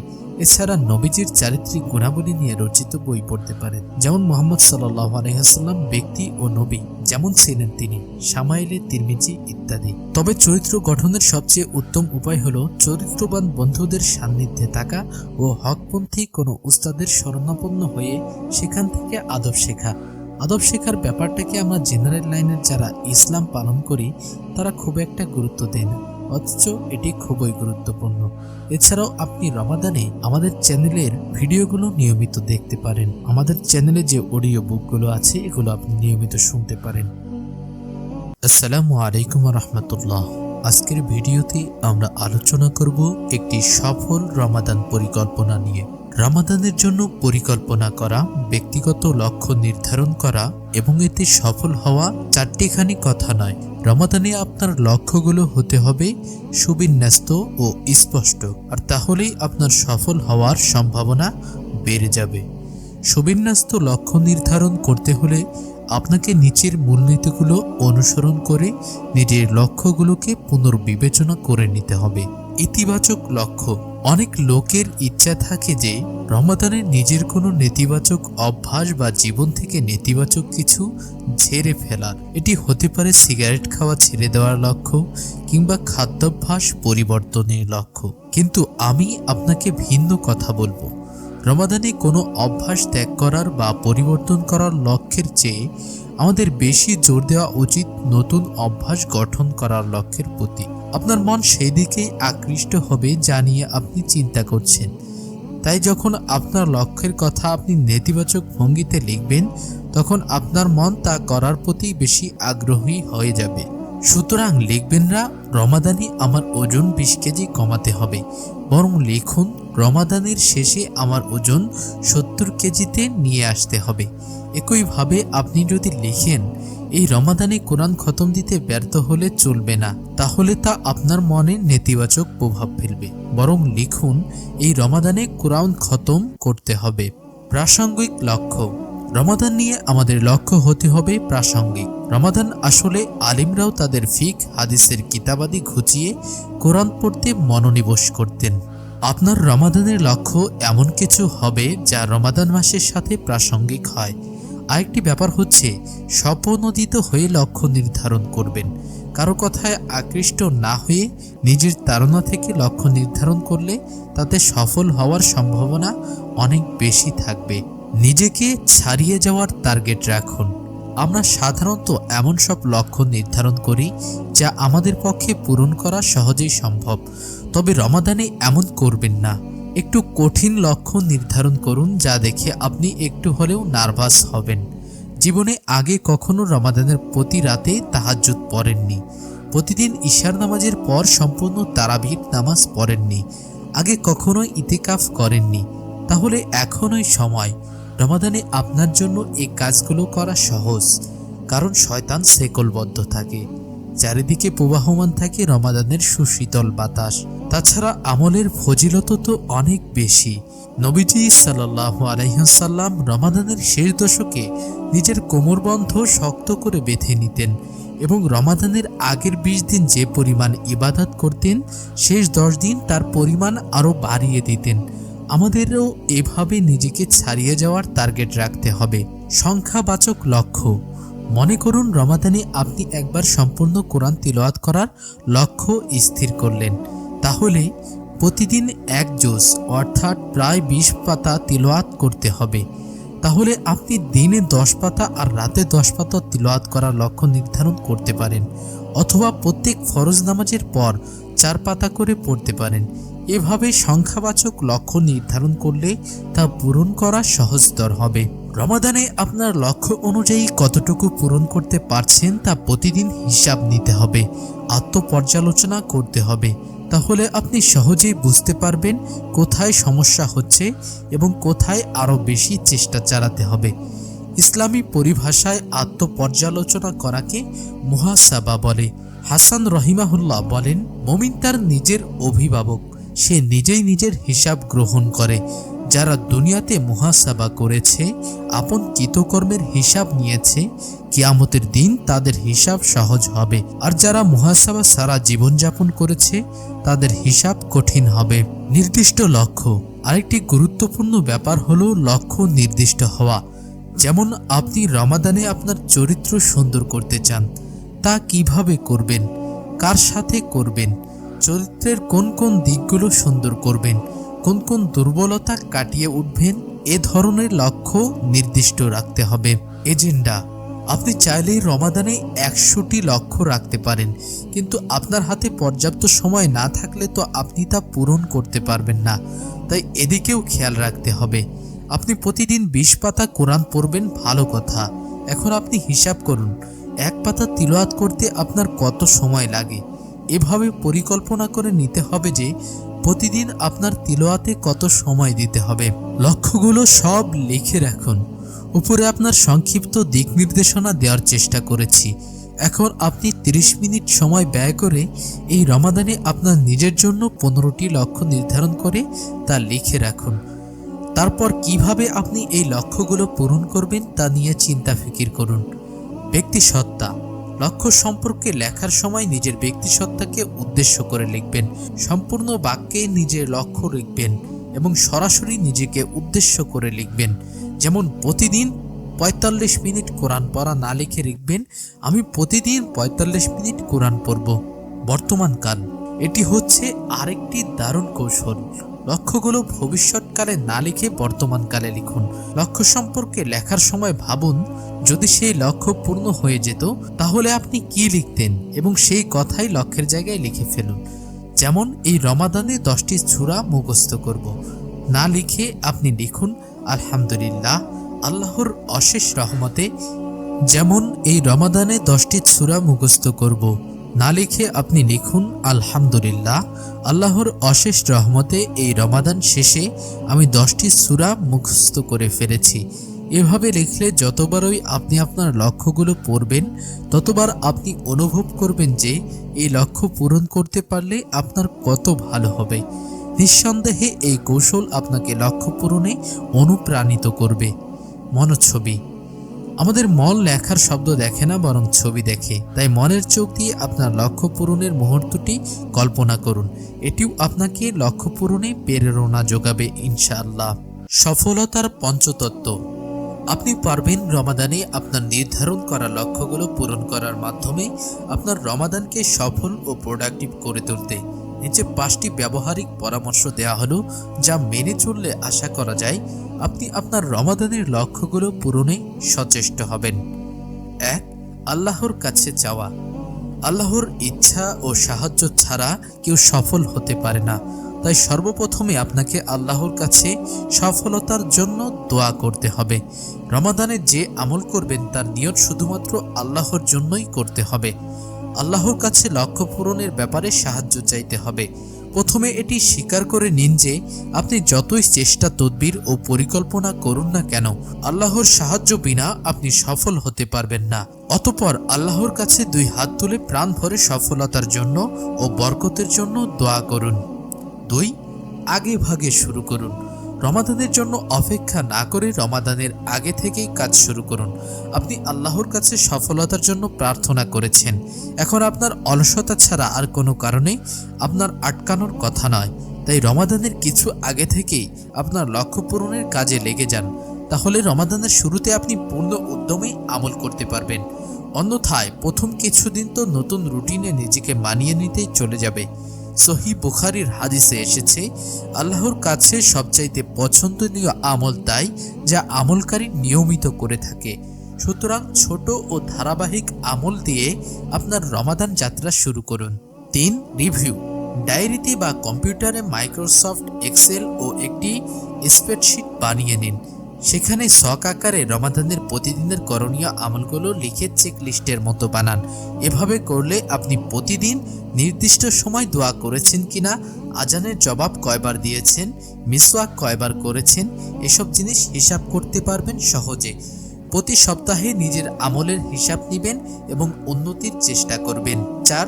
সাহিব। সাহিব হচ্ছে এমন কোনো সঙ্গী যিনি আপনার লক্ষ্য পূরণে আপনাকে সাহায্য করবেন।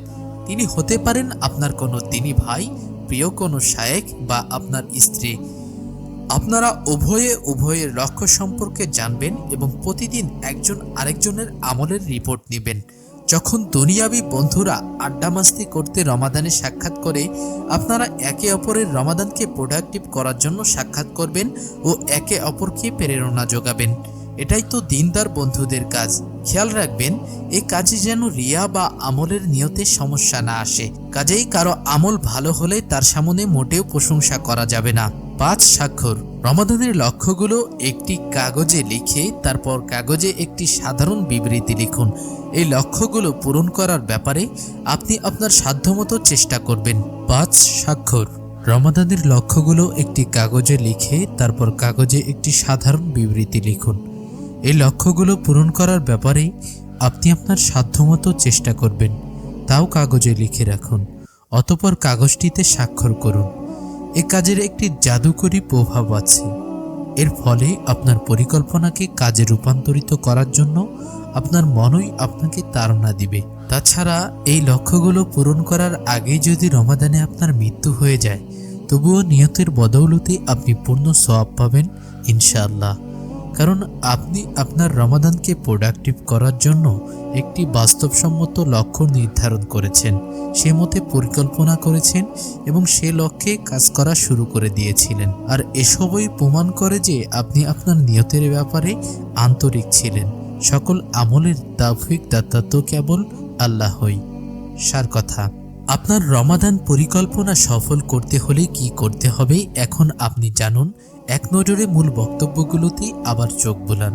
1. পাক্কা নিয়ত করুন। 2. লক্ষ্য বাস্তবায়নের কাজে আগে ভাগে ঝাঁপিয়ে পড়ুন। 3. লক্ষ্য পূরণে নিজের অগ্রগতি সহজ কোনো পদ্ধতিতে লিখে রাখুন। 4. নিজের পারফরম্যান্স রিভিউ করুন। 6. এমন একজন বন্ধু নির্বাচন করুন যিনি এই অভিযাত্রায় আপনাকে সহায়তা করবেন। তারপর লক্ষ্যগুলো লিখে রাখুন এবং তাতে স্বাক্ষর করুন। তারপর তা অনুলিপি করে নিজের বাসার দেয়ালে এবং সম্ভব হলে অফিসের দেয়ালে ঝুলিয়ে রাখুন। আজকের ভিডিওতে আমরা আলোচনা করব যেভাবে রমাদানকে সাফল্যমণ্ডিত করবেন। 1. নিয়ত। আবু হুরায়রা রাদিয়াল্লাহু আনহু থেকে বর্ণিত, রাসূলুল্লাহ সাল্লাল্লাহু আলাইহি ওয়াসাল্লাম বলেন, যে রমাদানের রাতগুলো ঈমান সহকারে ও পুরস্কারের আশায় সালাতের মধ্যে কাটাবে এবং যে কদরের রাত ঈমান সহকারে ও পুরস্কারের আশায় সালাতের মধ্যে কাটাবে, তার পূর্বের সমস্ত গুনাহ মাফ করে দেওয়া হবে। সুবহানাল্লাহ। এটা থেকে বোঝা যায় যে কি করছি এবং কেন করছি, এই দুই বিষয়ে সচেতন থাকা জরুরি। এই হাদিস থেকে এটাই বোঝা যায় যে হৃদয় ও মন দুটোকেই সজাগ রাখা জরুরি। আল্লাহ দেখতে চান তার বান্দারা পুরস্কারের আশায় উদ্গ্রীব হয়ে কাজ করে যাচ্ছে, উদ্দেশ্যহীনভাবে শুধু শারীরিক কার্যক্রম চালিয়ে যাচ্ছে না। একটি পরীক্ষিত পরামর্শ, যদি আপনি আল্লাহর উপর ঈমান রেখে এবং তার কাছ থেকে পুরস্কার পাবার ও তার ঘনিষ্ঠতা পাবার আশা রেখে আল্লাহর জন্য কোনো কিছু আন্তরিকভাবে করতে চান, তাহলে নিশ্চিতভাবে আল্লাহ আপনার জন্য এই কাজকে সহজ করে দেবেন। এটা একেবারে সুনিশ্চিত। তাই যদি আপনি আন্তরিকভাবে ইচ্ছা করেন এবং রমাদানের রাতগুলোতে ইবাদত করার খাস নিয়ত রাখেন, তাহলে আল্লাহ নিজে আপনার জন্য সেই কাজকে সহজ করে দেবেন। অতএব প্রথমে আপনার অন্তরকে পরীক্ষা করে নিন, নিয়তকে নবায়ন করুন এবং জেনে রাখুন কেবলমাত্র আল্লাহই আমাদের জন্য ইবাদতকে সহজ করে দেন, যেমনটা আল্লাহ আমাদের শিখিয়েছেন, ইয়্যাকা না'বুদু ওয়া ইয়্যাকা নাস্তাঈন। নিশ্চয়ই আমরা আপনারই ইবাদত করি এবং শুধু আপনার কাছেই সাহায্য চাই। তাহলে আশা ছেড়ে দেবার আর কোনো সুযোগ এখন থাকলো না। আল্লাহর কাছে সাহায্য চান, তার কাছে চাই এমন কাউকে তিনি খালি হাতে ফিরিয়ে দেন না। তিনি আপনার জন্য দরজা খোলা রেখেছেন যাতে করে আপনি রমাদানের সেই রাতগুলোতে আপনার সর্বোচ্চটুকু দিতে পারেন, এমনভাবে ইবাদত করতে পারেন যাতে আধ্যাত্মিকভাবে আপনি হয়ে ওঠেন পরিপূর্ণ এবং কৃতজ্ঞতার অনুভব আপনার হৃদয়কে করে তোলে টইটম্বুর। নির্জনতা। আসন্ন রাতগুলোতে মাগরিব থেকে ফজর পর্যন্ত সমস্ত অপ্রয়োজনীয় জিনিসের সাথে সম্পর্ক ছেদ করুন। এমন জিনিস যেগুলো আপনার ইবাদতে মনোযোগ নষ্ট করে, সেগুলোর থেকে দূরত্ব বজায় রাখুন। উদাহরণস্বরূপ, আপনার ফোনে ইন্টারনেট অফ করে রাখুন। আপনার অবশ্যই সোশ্যাল মিডিয়ার আপডেট নোটিফিকেশনের মাধ্যমে নিজেকে বিক্ষিপ্ত করে ফেলা উচিত হবে না। এটা সোশ্যাল টাইম না, এটা আমি এবং আল্লাহর টাইম। তাই সেটাই রাখুন যেটা আপনার দরকারি। যেমন আপনার হয়তো পরিবার থেকে জরুরি কল আসতে পারে, সেক্ষেত্রে আপনি ফোন খোলা রাখতে পারেন। যদি এরকম জরুরি কিছু না থাকে তাহলে ফোন বন্ধ রাখুন। আর সব ক্ষেত্রে ইন্টারনেট আর সোশ্যাল মিডিয়া থেকে দূরত্ব বজায় রাখুন। আশেপাশের লোকজনের সাথে অপ্রয়োজনীয় কথাবার্তা কিংবা আলাপচারিতায় মশগুল হবেন না, শুধু প্রয়োজনীয় কথাবার্তাই বলুন। এছাড়া বাকি সব কথাবার্তা বাদ দিয়ে দিন। এই অভ্যাস আপনাকে সুযোগ করে দেবে ইবাদতের, দেবে শান্তি, দেবে নিজেকে নির্মল পরিচ্ছন্ন করার সুযোগ। এগুলো হচ্ছে শান্তির রাত। সালামুন হিয়া হাত্তা মাতলাইল ফজর। শান্তিময় সে রাত ফজরের সূচনা পর্যন্ত।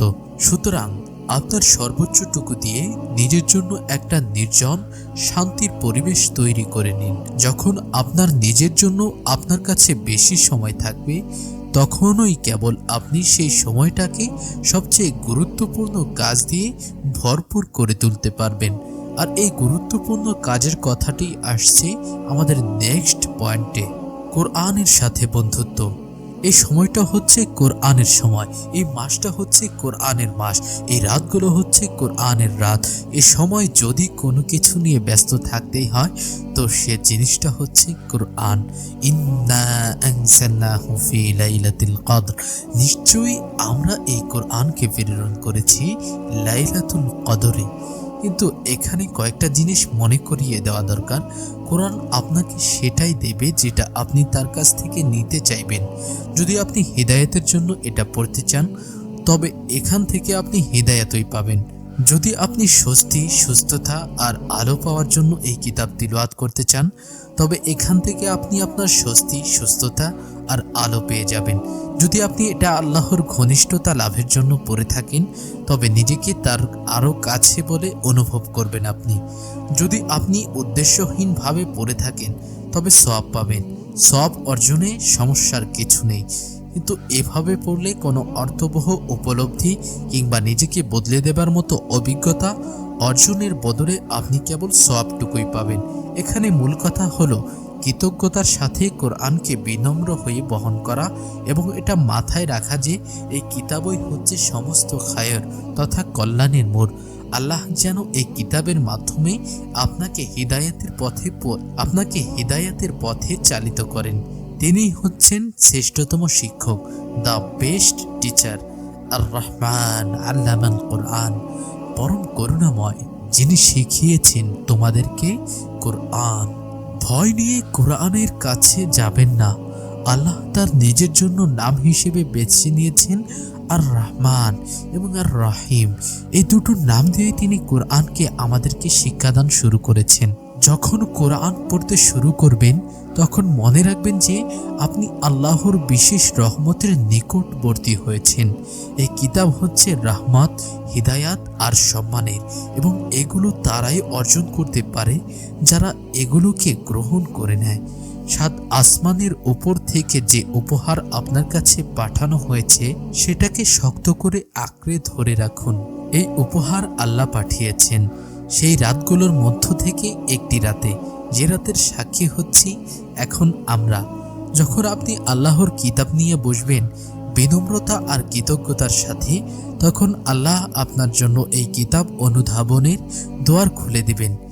ইন্না ফি যালিকা লাযিকরা লিমান কানা লাহু কলবুন আও আলকাস সামআ ওয়া হুয়া শাহীদ। নিশ্চয়ই এতে উপদেশ রয়েছে তার জন্য যার আছে অন্তঃকরণ অথবা যে শ্রবণ করে মনোযোগের সাথে।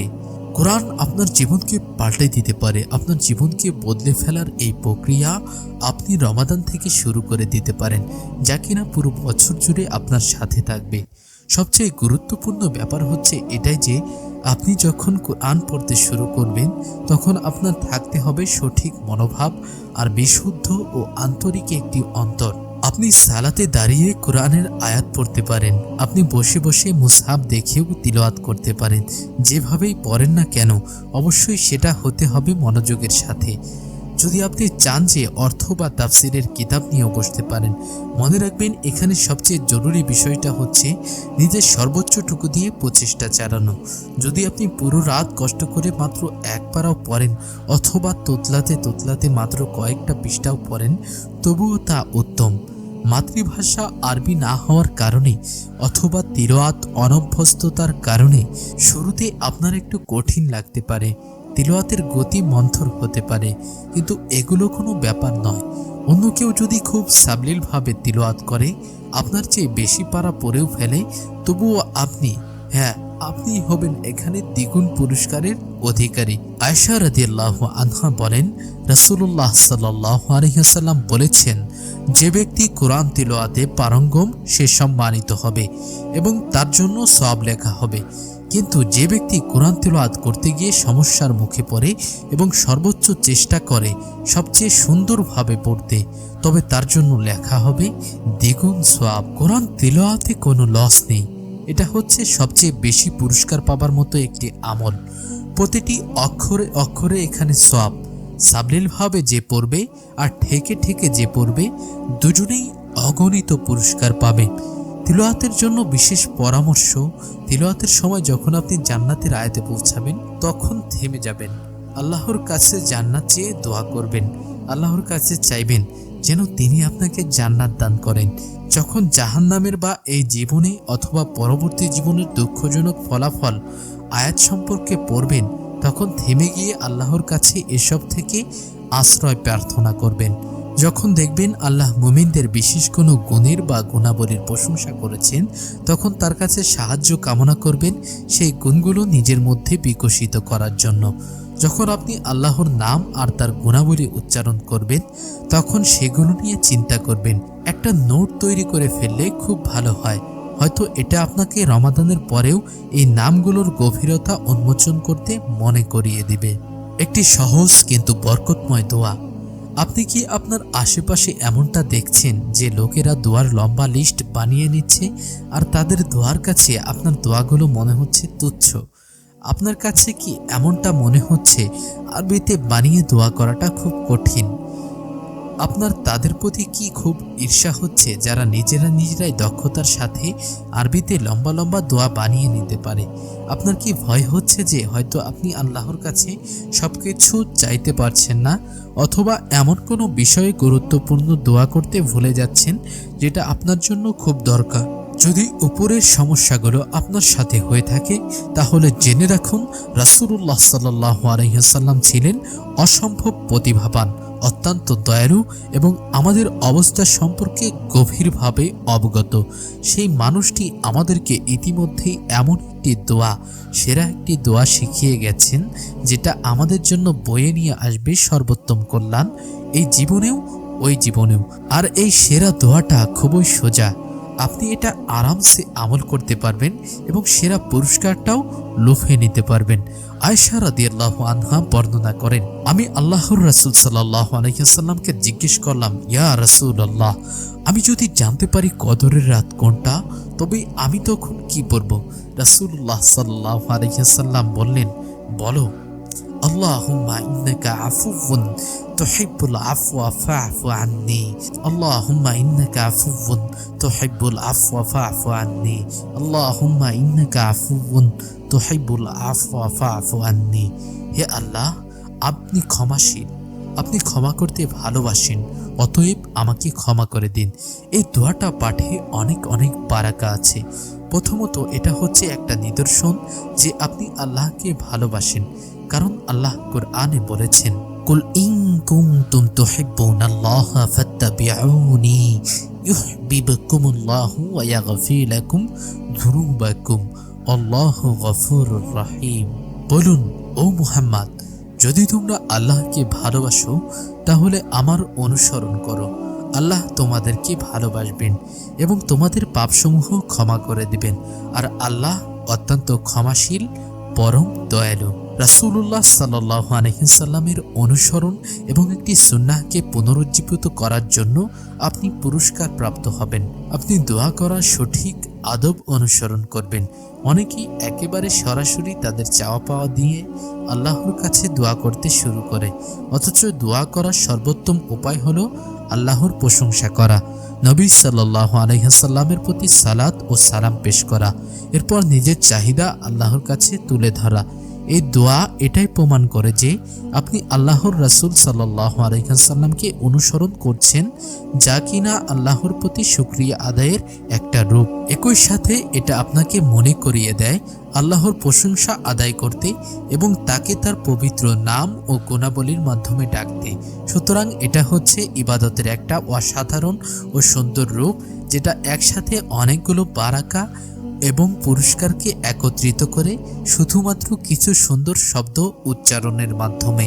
ক্ষমা করার অসাধারণ একটি তাৎপর্য আছে, যেটার ব্যাপারে বেশিরভাগই মানুষ জানে না। যদি আল্লাহ আমাদেরকে ক্ষমা করে দেন তাহলে আমাদেরকে আর নিজেদের গুনাহের অপরাধবোধে ভুগতে হবে না, আফসোস নিয়ে ঘুরতে হবে না, আল্লাহর কাছে গ্রহণীয় না হবার দুঃখ বয়ে নিয়ে বেড়াতে হবে না। যদি আল্লাহ আমাদেরকে মাফ করে দেন তাহলে তিনি আমাদের খারাপ কাজগুলোকে মুছে দেন এবং সেগুলোকে ভালো কাজ দিয়ে পাল্টে দেন। যদি আমাদের রব আমাদেরকে মাফ করে দেন তাহলে তিনি আমাদের জন্য দুনিয়ার জীবনে সেরা রাস্তাটা অনুসরণ করাকে সহজ করে দেন এবং আখিরাতে সেরা ফলাফল পাবার কাজটাকেও সহজ করে দেন। যদি আল্লাহ আমাদের ক্ষমা করে দেন তাহলে আমরা তাদের একজন হয়ে যেতে পারি যারা আল্লাহর খুব কাছের, খুব প্রিয় কিছু বান্দা। যদি আমাদের মালিক আমাদের অনুগ্রহ করে ক্ষমা করে দেন তাহলে তিনি আমাদেরকে বারাকা দিয়ে ভরিয়ে দেন, সেটা হোক দুনিয়ার জীবনে অথবা আখিরাতের জীবনে। তাই আপনি যদি জানেন না কি বলতে হবে অথবা কি বলা আপনার উচিত, তবে এই দোয়াটা করতে থাকুন। এমনকি আপনি যদি পুরো রাতও শুধু এই দোয়াটা পরেই কাটিয়ে দেন, এটার বিশাল অর্থের কথা মাথায় রেখে, তাহলে আপনার জন্য আফসোসের কোনোই কারণ নেই। আপনি যদি অন্য কোনো দোয়া করতে চান তাহলে সেটা তো খুবই চমৎকার ব্যাপার, কিন্তু কখনোই এই দোয়াটার ক্ষমতাকে কম করে দেখবেন না। বিশেষ করে যখন এটা আমাদেরকে শেখানো হয়েছে আমাদের জন্য কাজকে সহজ করে দিতে এবং এটা থেকে আমাদেরকে সেরা ফলাফলটা দান করতে। রাতের সালাত, মনে করুন আপনি ইতিকাফ বা মসজিদে রাতের সালাত আদায়ে অক্ষম হয়ে পড়লেন, অথচ বাকি সবাই সেটা করছে এবং আপনারও এরকমটাই করার ইচ্ছা ছিল। তখন কি হবে, কি করবেন আপনি? জবাবটা হলো সেটাই করুন যেটা আপনার সাধ্যের মধ্যে থেকে কুলায়। নিজের সীমার মধ্যে সর্বোচ্চটুকু করতে সচেষ্ট হন। আব্দুল্লাহ ইবনে আমর ইবনে আস রাদিয়াল্লাহু আনহু বলেন, রাসূলুল্লাহ সাল্লাল্লাহু আলাইহি ওয়াসাল্লাম বলেছেন, যদি কোনো ব্যক্তি রাতের বেলা সালাতে 10 আয়াত তিলাওয়াত করে তাকে গাফিলদের মধ্যে অন্তর্ভুক্ত করা হবে না। যদি কেউ রাতের বেলা সালাতে 100 আয়াত তিলাওয়াত করে তবে তাকে আল্লাহর অনুগতদের অন্তর্ভুক্ত বলে গণ্য করা হবে। আর যদি কোনো ব্যক্তি রাতের সালাতে 1000 আয়াত তিলাওয়াত করে তাহলে এই ব্যক্তিকে বিশাল পুরস্কার প্রাপ্তদের মধ্যে অন্তর্ভুক্ত করে নেওয়া হবে। কিয়ামে রত হন, আপনার পক্ষে যতটুকু সম্ভব ততটুকুই করুন। রাতের বেলা কিয়াম করছেন, শুধু এটুকু অন্তত নিশ্চিত করুন। আল্লাহ সুবহানাহু ওয়া তাআলা সূরা মুজাম্মিলে বলেছেন, ইন্না নাশিয়াতাল লাইলি হিয়া আশাদ্দু ওয়াতাআউ ওয়া আকওয়ামু কিলা। নিশ্চয়ই রাত্রি জাগরণ প্রবৃত্তির দমনে অধিক সহায়ক এবং উত্তম বাক্য প্রয়োগে অধিক অনুকূল।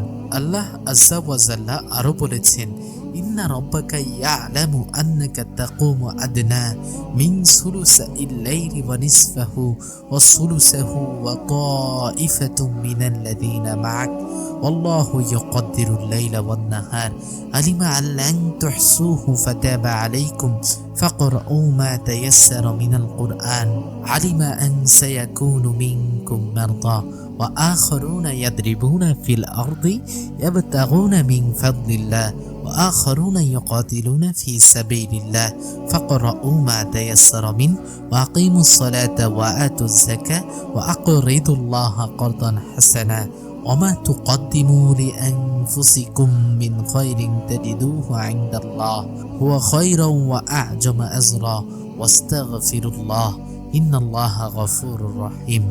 নিশ্চয়ই আপনার রব জানেন যে আপনি সালাতে দাঁড়ান কখনো রাতের প্রায় 2/3, কখনো অর্ধাংশ এবং কখনো 1/3, এবং দাঁড়ায় আপনার সঙ্গে যারা আছে তাদের একটি দলও। আর আল্লাহই নির্ধারণ করেন দিন ও রাতের পরিমাণ।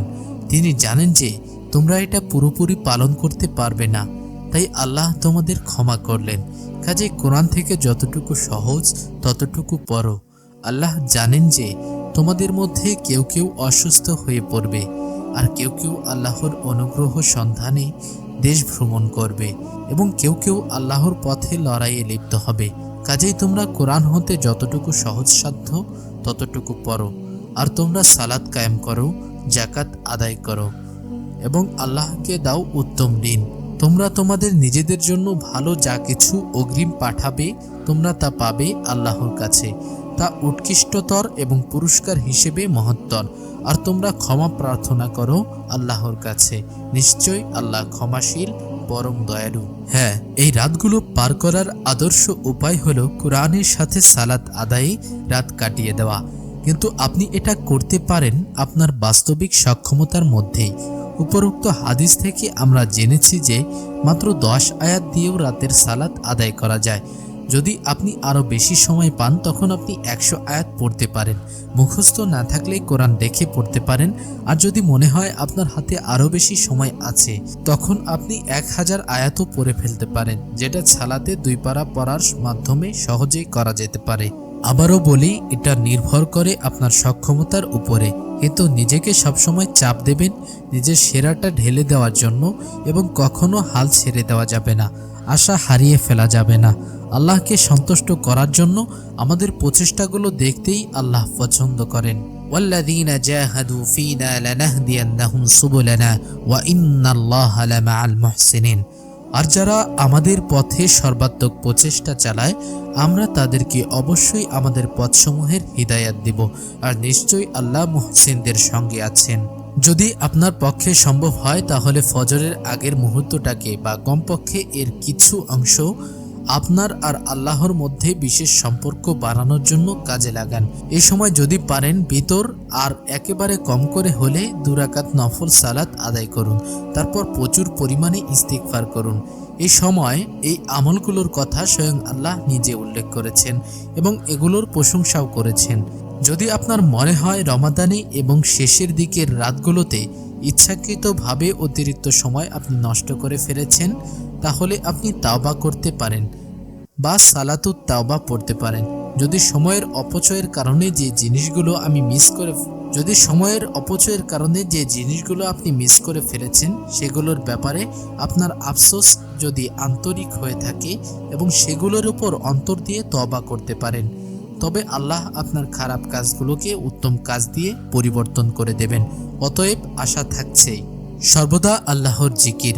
আল্লাহ আমাদের জন্য তার স্মরণকে সহজ করে দিয়েছেন। আমরা যে কোনো অবস্থাতেই আল্লাহকে স্মরণ করার ইবাদতে মশগুল হতে পারি। আল্লাহ সুবহানাহু ওয়া তাআলা বলেছেন, ফাইযা কদাইতুমুস সালাতা ফাযকুরুল্লাহা কিয়ামান ওয়া কুউদান ওয়া আলা জুনুবিহিম। অতঃপর যখন তোমরা সালাত সমাপ্ত করবে তখন দাঁড়িয়ে, বসে এবং শুয়ে আল্লাহকে স্মরণ করবে। যদি আপনি সালাত আদায় করতে ক্লান্ত হয়ে যান বা আদায় না করতে পারেন তাহলে আল্লাহকে নিয়ে ভাবতে থাকুন আর তার সাথে কথা বলতে থাকুন। এই ইবাদত আপনাকে যে বিশাল পুরস্কারের অধিকারী করবে তাই নয়, বরং এটা আপনাকে করে তুলবে নির্মল এবং সাহায্য করবে আরও একবার নিজের জীবনকে মূল্যায়নের। এই মহান ইবাদত আপনাকে সাহায্য করবে আপনার ইখলাস আর মনোযোগকে পুনরুদ্ধার করতে, যে বিষয়গুলো জীবনের পথে আপনার জন্য অত্যন্ত জরুরি। আল্লাহ বলেন, ইন্না ফি খালকিস সামাওয়াতি ওয়াল আরদি ওয়াখতিলাফিল লাইলি ওয়ান নাহারি লাআয়াতিন লিউলিল আলবাব الذين يذكرون الله قياما وقعودا وعلى جنوبهم ويتفكرون في خلق السماوات والأرض ربنا ما خلقت هذا باطلا سبحانك فقنا عذاب النار ربنا إنك من تدخل النار فقد أخزيته وما للظالمين من أنصار ربنا إننا سمعنا مناديا ينادي للإيمان أن آمنوا بربكم فآمنا ربنا فاغفر لنا ذنوبنا وكفر عنا سيئاتنا وتوفنا مع الأبرار ربنا وآتنا ما وعدتنا على رسلك ولا تخزنا يوم القيامة إنك لا تخلف الميعاد নিশ্চয়ই আসমানসমূহ ও জমিনের সৃষ্টিতে রাত ও দিনের পরিবর্তনে নির্দেশনাবলী রয়েছে বোধশক্তি সম্পন্ন লোকদের জন্য, যারা দাঁড়িয়ে বসে ও শুয়ে আল্লাহর স্মরণ করে এবং আসমানসমূহ ও জমিনের সৃষ্টি সম্বন্ধে চিন্তা করে আর বলে, হে আমাদের রব, আপনি এগুলো অনর্থক সৃষ্টি করেননি, আপনি অত্যন্ত পবিত্র, অতএব আপনি আমাদেরকে আগুনের শাস্তি হতে রক্ষা করুন। হে আমাদের রব, আপনি কাউকেই আগুনে নিক্ষেপ করলে তাকে তো আপনি নিশ্চয়ই হেয় করলেন এবং জালিমদের কোনো সাহায্যকারী নেই। হে আমাদের রব, আমরা এক আহ্বায়ককে ঈমানের দিকে আহ্বান করতে শুনেছি, তোমরা তোমাদের রবের প্রতি ঈমান আনো, কাজেই আমরা ঈমান এনেছি। হে আমাদের রব, আপনি আমাদের পাপ রাশি ক্ষমা করুন, আমাদের মন্দ কাজগুলো দূরীভূত করুন এবং আমাদেরকে সৎকর্মপরায়ণদের সহগামী করে মৃত্যু দিন। হে আমাদের রব, আপনার রাসূলগণের মাধ্যমে আমাদেরকে যা দিতে প্রতিশ্রুতি দিয়েছেন তা আমাদেরকে দান করুন এবং কিয়ামতের দিন আমাদেরকে হেয় করবেন না, নিশ্চয়ই আপনি প্রতিশ্রুতির ব্যতিক্রম করেন না। আল্লাহকে স্মরণ করা এত সহজ আর আরামদায়ক, এটা ইবাদত হওয়া সত্ত্বেও এর পুরস্কার অনেক অনেক বড়। উদাহরণ হিসেবে বলা যায়, আবু মালিক আল আশআরি রাদিয়াল্লাহু আনহু বর্ণনা করেছেন, রাসূলুল্লাহ সাল্লাল্লাহু আলাইহি ওয়াসাল্লাম বলেন, পবিত্রতা হচ্ছে ঈমানের অর্ধেক। আলহামদুলিল্লাহ পাল্লাকে পরিপূর্ণ করে দেয়, আর সুবহানাল্লাহ এবং আলহামদুলিল্লাহ মিলে আসমান ও জমিনের মধ্যে যা কিছু আছে তার সব কিছুকে পরিপূর্ণ করে দেয়। অতএব স্রেফ আলহামদুলিল্লাহ বললেই পাল্লা পরিপূর্ণ হয়ে যায়। চিন্তা করুন, আপনি বারবার আলহামদুলিল্লাহ বলছেন আর পুরো রাত আপনার দাড়িপাল্লা পরিপূর্ণ হয়ে যাচ্ছে, অথবা বলছেন সুবহানাল্লাহ আলহামদুলিল্লাহ এবং আসমান আর জমিনের মধ্যবর্তী সব পরিপূর্ণ হয়ে যাচ্ছে আপনার উত্তম আমলে। তাই চুপ করে বসে থেকে নিজের সময় নষ্ট করবেন না, আল্লাহর স্মরণে লেগে থাকুন, তার সাথে কথা বলুন, তার প্রশংসা করুন, তার কাছে ক্ষমা প্রার্থনা করতে থাকুন আর পরিশুদ্ধ করে তুলুন আপনার অন্তরকে, আর পেতে থাকুন অগণিত পুরস্কার এই অনায়াস কিন্তু পরিশুদ্ধকারী আমলের বদলা হিসেবে। জাকাতের দ্বারা সম্পদের পরিশোধন। জাকাত আর তাজকিয়া শব্দ দুটো একই অক্ষর দিয়ে তৈরি। দান করা হচ্ছে পবিত্রতা অর্জনের একটা উপায়। আল্লাহ বলেছেন, আল্লাযী ইউতি মালাহু ইয়াতাযাক্কা ওয়া মা লিআহাদিন ইনদাহু মিন নি'মাতিন তুজজা ইল্লা বিতিগা ওয়াজহি রাব্বিহিল আ'লা ওয়া লাসাওফা ইয়ারদা। যে আত্মশুদ্ধির জন্য তার ধন সম্পদ দান করে এবং তার প্রতি কারো কোনো অনুগ্রহের প্রতিদানে নয়, শুধু তার মহান রবের সন্তুষ্টির প্রত্যাশায়, আর অচিরেই সে সন্তুষ্ট হবে। তাই এই নিয়ত নিয়ে বেশি থেকে বেশি দান করতে চেষ্টা করুন। এমন অনেক বিশ্বস্ত কারণ আছে যেগুলোর জন্য আপনি দান করতে পারেন। এমনকি অনলাইনেও সেটা করা সম্ভব। কিন্তু 2 নং পয়েন্ট মাথায় রাখুন, দরকারি কিছু ছাড়া অনলাইনে সময় একেবারেই নষ্ট করা যাবে না। এমনও করতে পারেন যে আপনি কোনো ইয়াতিমকে খাওয়ালেন অথবা এমন কাউকে খাওয়ালেন যে গরিব, অভাবী বা সিয়াম পালনকারী। দান করার পথের কোনো অভাব নেই এবং এই কাজের পুরস্কার আপনার আধ্যাত্মিক ও শারীরিক স্বাস্থ্যের সাথে সরাসরি সম্পর্কিত। এছাড়াও রমাদান শেষ হবার আগে এবং অবশ্যই ঈদের সালাতের আগে জাকাতুল ফিতর আদায়ে ভুল করবেন না। এই সব কিছুই সহজে সামলে নেওয়া যায়, কঠিন কোনো কিছু না। ইনশাল্লাহ এই কাজগুলো আপনি আপনার ক্ষমতার মধ্য থেকে করে ফেলতে পারেন যদি আপনি আন্তরিক এবং আশাবাদী হন। তো যে কাজগুলো করতে হবে সেগুলো আরও একবার দেখে ফেলা যাক।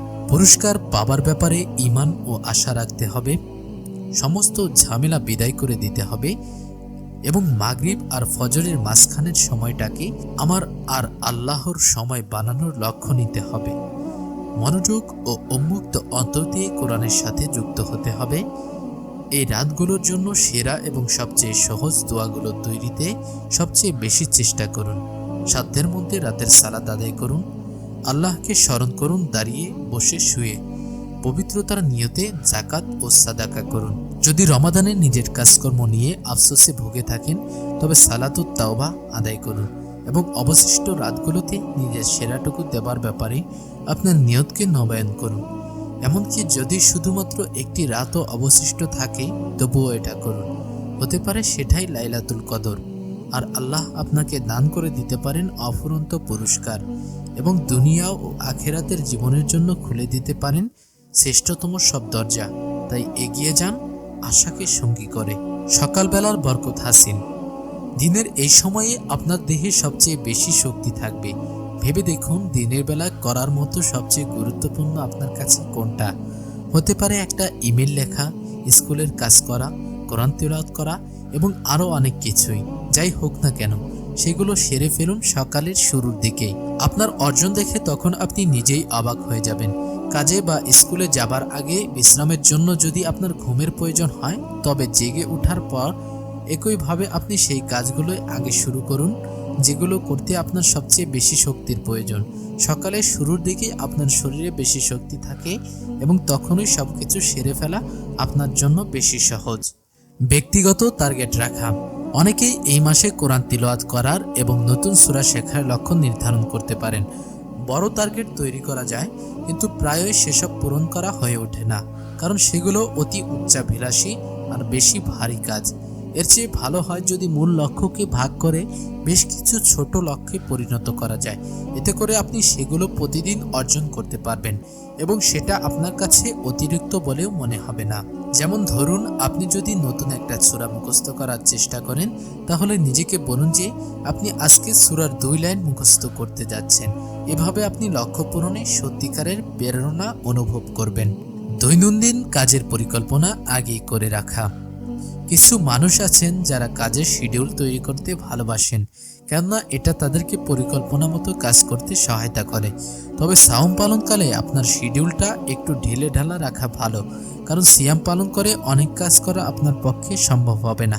তবে খুব গুরুত্বপূর্ণ কাজগুলোর একটা লিস্ট করে ফেলা বেশ ভালো একটা আইডিয়া। এটা করা দরকার। খুব জরুরি কাজ না হলে সেটা পরের দিনের জন্য রেখে দেওয়া যায়। হালকা ঘুম। যারা কাজে যান বা যাদের স্কুলে যেতে হয় তাদের কাছে রমাদানের দিনগুলো লম্বা লাগতে পারে, কারণ কোনো খাওয়া দাওয়া নেই। এমনকি যদি আপনি কাজে বা স্কুলে নাও যান তবুও সাওমের ফলে আপনার উপর একটা চাপ আসতে পারে। সেই ক্ষেত্রে দিনে হালকা একটু ঘুমিয়ে নেওয়া আপনার জন্য বেশ ভালো একটা কাজ হতে পারে।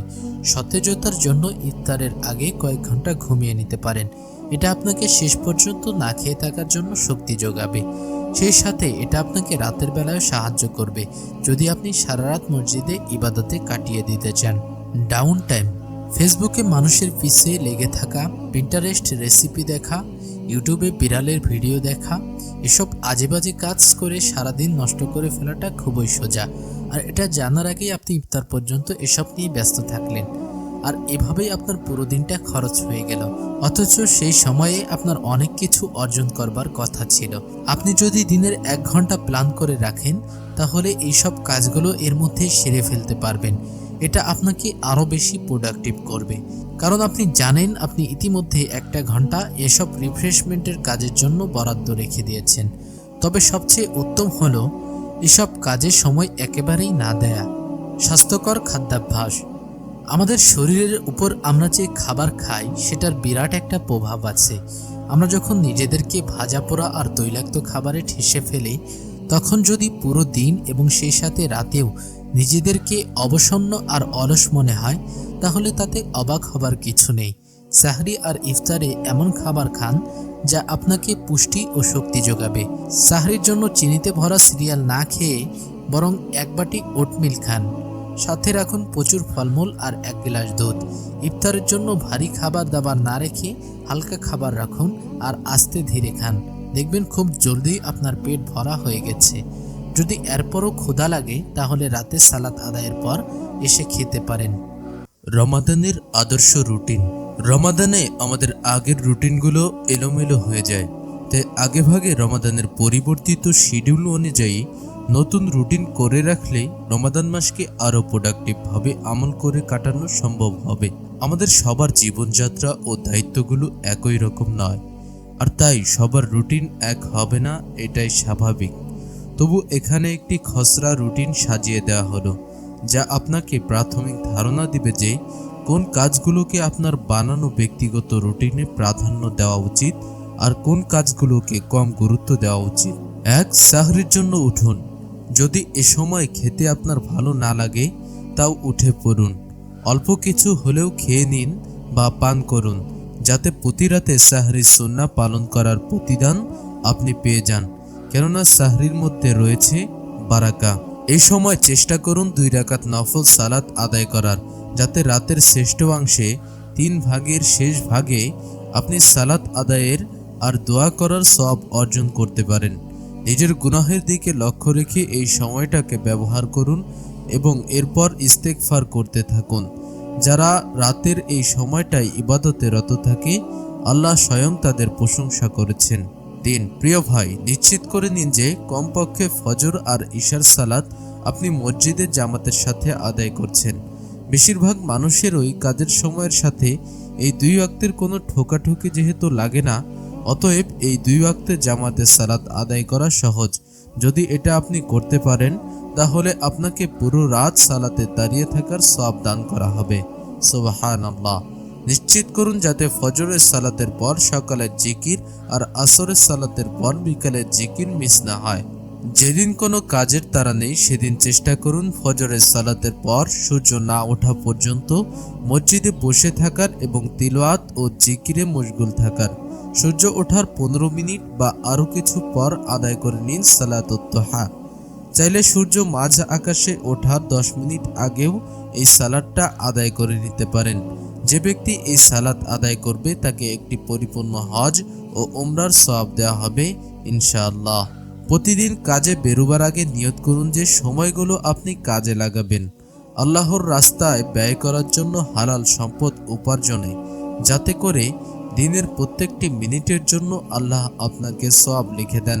9টা থেকে 5টার চাকরিতে এই বিষয়টা নিশ্চিত করে নিন যে এই সময়ের ভিতরে আপনার মুখ আল্লাহর জিকির থেকে সামান্য সময়ের জন্যও বিরতি পাবে না।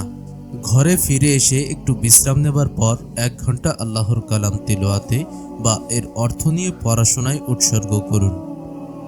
ইফতারের আগে আধা ঘন্টা কাটান একনিষ্ঠ দোয়ার মধ্যে, কেননা পুরো রমাদানেই রোজাদারের দোয়া কবুল হয়ে থাকে। মাগরিবের পর খাবার দাবার সেরে ইশার আগ পর্যন্ত সময়টুকু শক্তভাবে কোরআন তিলাওয়াতে অতিবাহিত করুন। একদিনও যাতে তারাবি সালাত মিস না হয় সেটা নিশ্চিত করুন। সেই মসজিদটাই বেছে নিন যেখানকার তিলাওয়াত আপনার অন্তরকে সবচেয়ে বেশি স্পর্শ করে। প্রতিদিন সাদাকাহ করুন। এজন্য আপনার জন্য সহজ এমন একটি পরিমাণ ঠিক করে নিন। যদি কয়েকদিন ভুলে যাবার কথা ভেবে উদ্বিগ্ন হন, তাহলে একটা দৈনিক খরচের পরিমাণ ঠিক করে নিন। প্রতি সপ্তাহে কমপক্ষে একটা ইলমি হালকায় অংশগ্রহণের টার্গেট নির্ধারণ করে নিন, কেননা এইসব মজলিসে ফেরেশতাগণ আগমন করেন এবং এই মজলিসগুলোকে আল্লাহর রহমত চারপাশ থেকে ঘিরে থাকে। প্রতিদিন একজন আত্মীয়কে দাওয়াত দেওয়া বা তার বাসায় যাওয়ার টার্গেট সেট করুন। কেননা আত্মীয়তার বন্ধন রক্ষা করা মানুষের হায়াতকে বাড়িয়ে দেয়, সম্পদ বৃদ্ধি করে এবং জীবনের মন্দ সমাপ্তি থেকে তাকে রক্ষা করে।